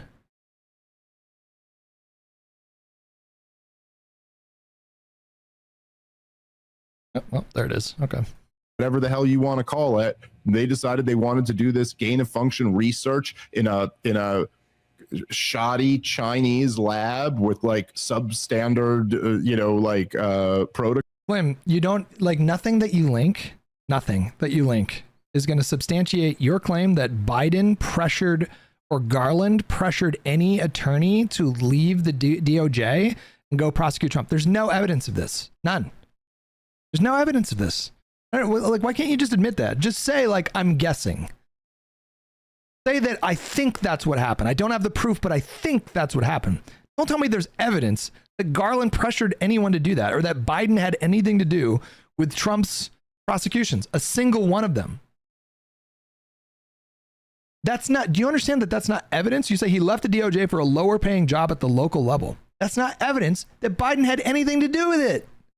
You understand that? And you're linking me a press release from Jim fucking Jordan, bro. Protocols, if I linked you a press release from AOC alleging that Elon Musk is breaking laws with Doge, would you take that seriously? Would I expect you to take that seriously? No, you'd be like, come on. decided that they wanted to do this and then just did this to the entire world? I mean, how do you look at that and not go like, wait, you're telling me if I bring my gun that I legally own in my car and drive to Philly, I could be arrested and be looking at 10 years in prison, but no one should go to prison for that? You know what I'm saying? Like, how could you possibly believe both of those things? It's just, it's pretty wild. Yeah, it's also pretty telling with... Why would we develop a bioweapon that surely they would have known would have spread to the United States?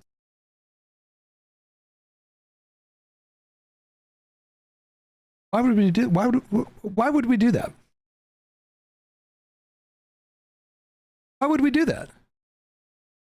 What is the upside of developing a bioweapon that is so contagious that it causes a global pandemic? Why would we do that?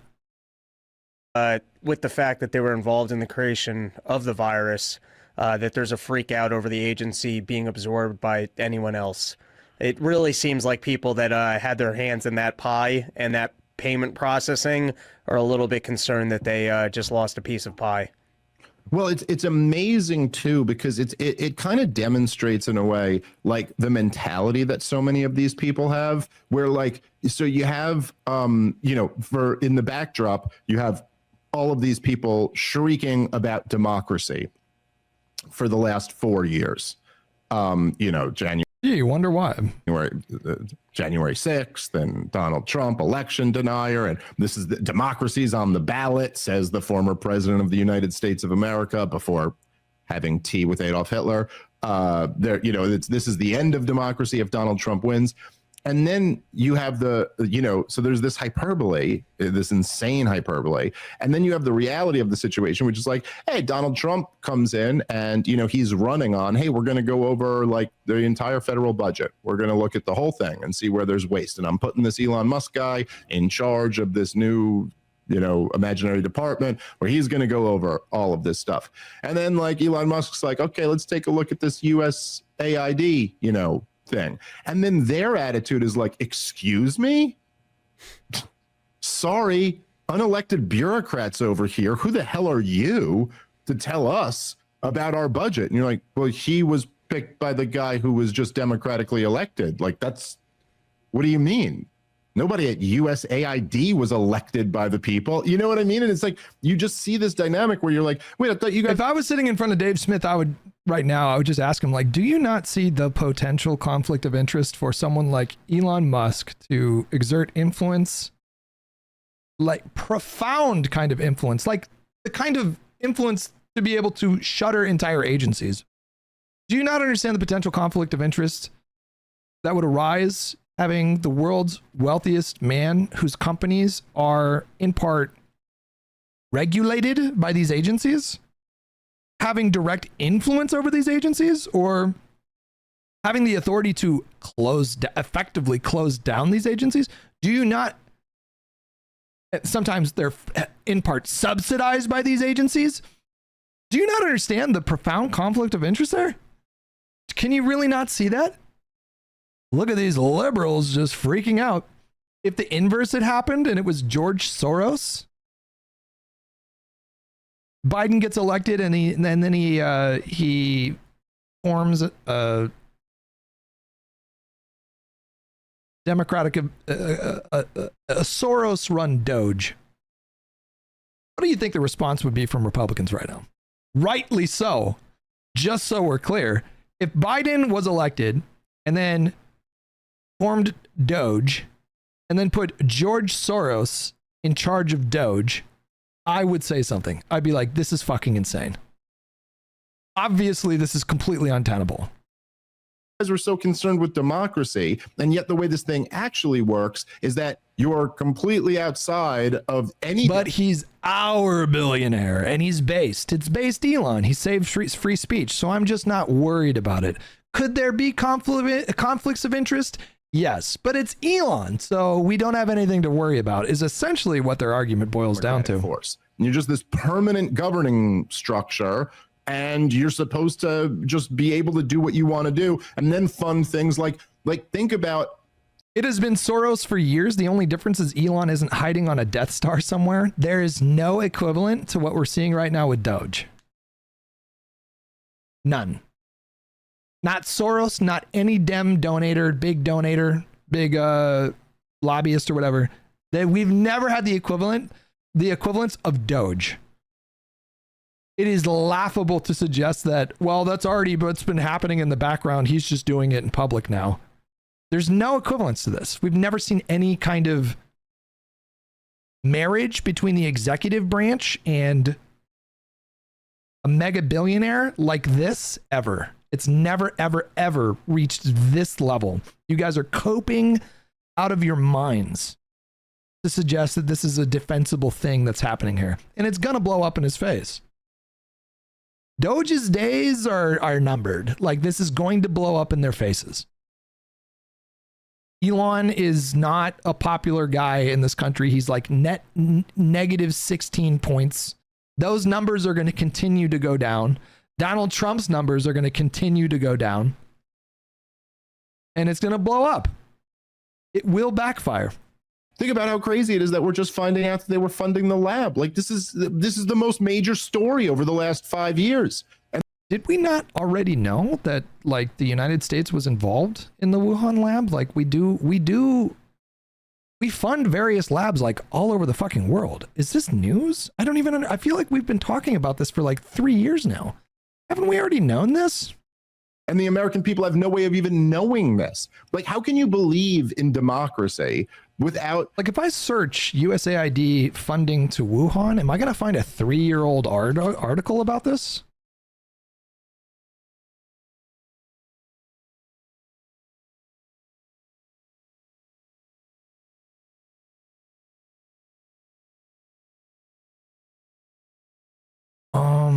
There's a New York Post article from 2023. U.S. taxpayers funded $2 million worth of research in Wuhan. Now, if I do Control F USAID, there was reporting on... He's such a fucking... I swear to God. There was reporting on this already. This article is from 2023. The National Institutes of Health and the U.S. Agency for International Development provided $2.1 million in grant funding to the Chinese research institutions. And Dave Smith is pretending like this is like a breaking story? Some degree of the most basic degree of transparency, right? Because if you could hide the biggest story in the last 5 years... It wasn't hidden. The funding was public. We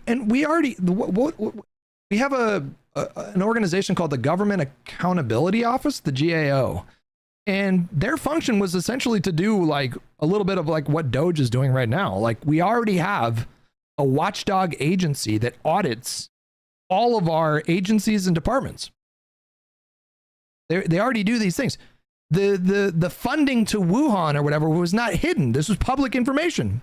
Years. By far, there's nothing even compares to what COVID was. This is the biggest thing that happened to this country in the last 5 years. And if you're telling me that you could hide that our government was funding the creation of the thing, it wasn't hidden. But I mean, I take issue with his verbiage here, funding the creation of the thing. How the hell is a voter supposed to make an informed decision if they're not even allowed to know the biggest fucking thing? Which, by the way, Rob, I don't.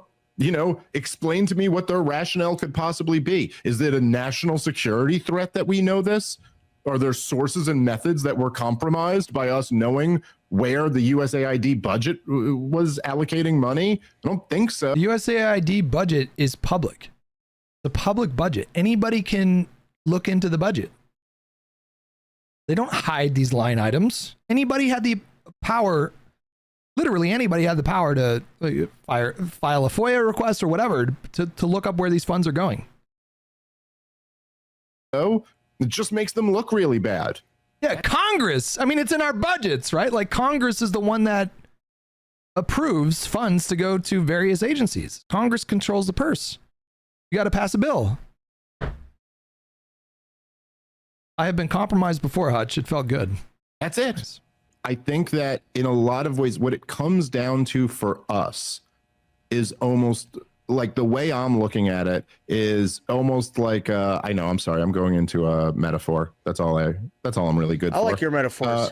Well, I like to do them because they, it's a good way to, stretch your brain and like feel like how to think about these things. But I'm looking at Trump and Elon Musk and all these guys more and more like if someone's breaking into your house and you just look and it's like they're about to bust through the door and you look around and whatever, you grab something, you grab a kitchen knife or a frying pan or something, something to use as a weapon. And then somebody could be like, that's really not the ideal weapon. The ideal weapon is like this thing that you don't have. The ideal weapon is an AR-15, but you don't have one. And you're like, yeah, okay. It may not be the ideal weapon. It seems to be a weapon. And that's better than nothing. And I think that with a lot of this stuff with the Trump administration, we're going to get into some more specifics on this, but it's like, okay, there is at least some positive motion in some areas. And that is not the strongest pitch. I have to say, that is not the strongest pitch. So much better than what we've had for quite a while, including Trump's first term. He seems to be kind of like tacitly. I feel like they're playing defense right now. That is what they're doing. I just realized that. Oh.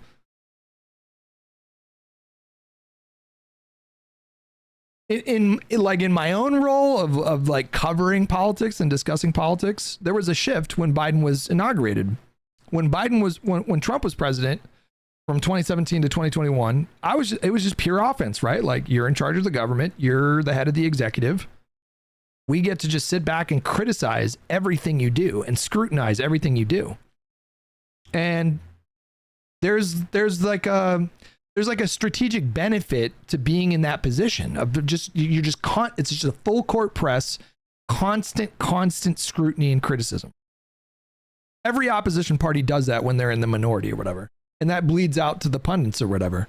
So clearly Dave Smith is seeing people complaining about Elon, and this is him playing defense, right?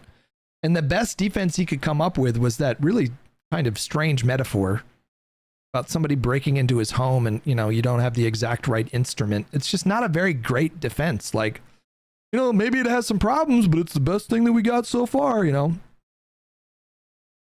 Now we're in the opposition party and we get to just play offense like 24/7. And, we'll see how they're doing. Like, it was difficult to defend Biden at times. That was challenging personally to defend Biden at times just because he's so gaffe prone and old.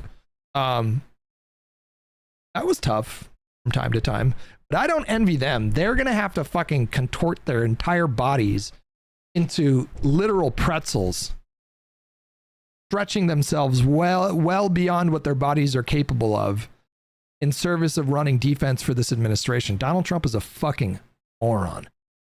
An actual fucking idiot.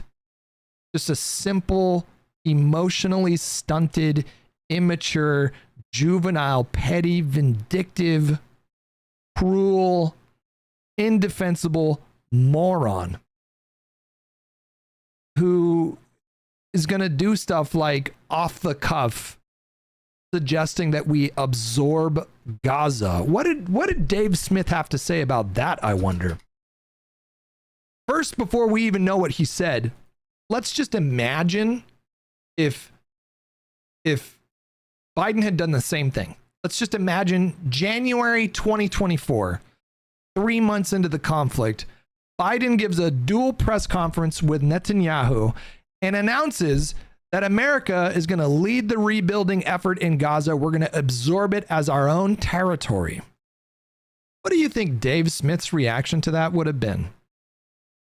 It's not that difficult to imagine. He would have called it nation building.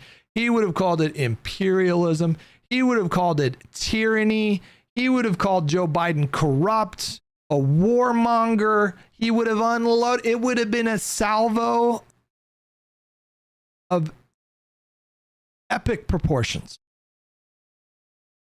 if Biden would have announced the exact same thing. So what did Dave Smith have anything to do?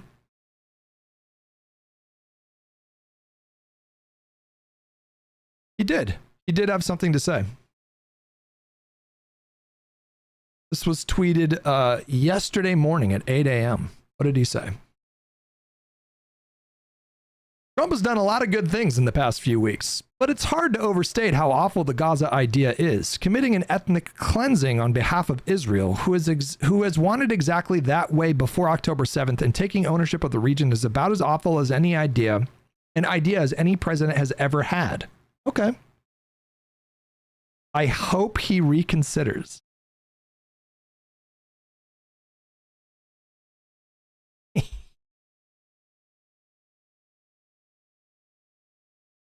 He had me a little bit at the front. This is not very forceful. I hope he reconsiders. You just said this was literally the worst thing any president has ever done. He said literally is about as awful an idea as any president has ever had. I hope he reconsiders. These tones don't quite match each other. If it's literally the worst thing any president has ever done ever, you would expect someone to be like, we need to full court press, we need to demonstrate, we need to protest, maybe we need to impeach. If it's the worst thing a president has ever done ever, you would expect, like, maybe let's impeach or something. I'm not saying they're going to impeach him.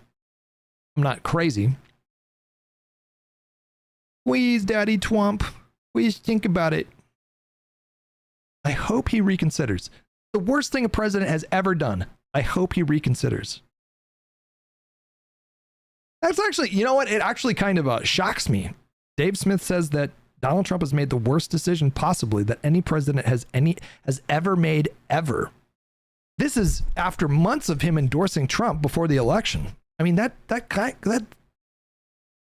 seems bad. Really? This was your guy. You said you wanted this. And now he did the worst thing ever. Bet you feel pretty stupid now, don't you? Oh, including his first 4 years. And in some ways it does seem, I know this is early in the administration to say something like this, but it does seem to me that it's like, okay, Trump maybe needed those first 4 years to figure this shit out. He may have needed those years, and then he may have needed to be that burned by the system in the 4 years he was out to come in now with at least a little bit of a game plan, a little bit of a sense of how to wield this power of the presidency. Again, still big question marks. The guy's only been president for, 3 weeks. Yeah, I really don't envy them. For as difficult as it was to defend Biden at times,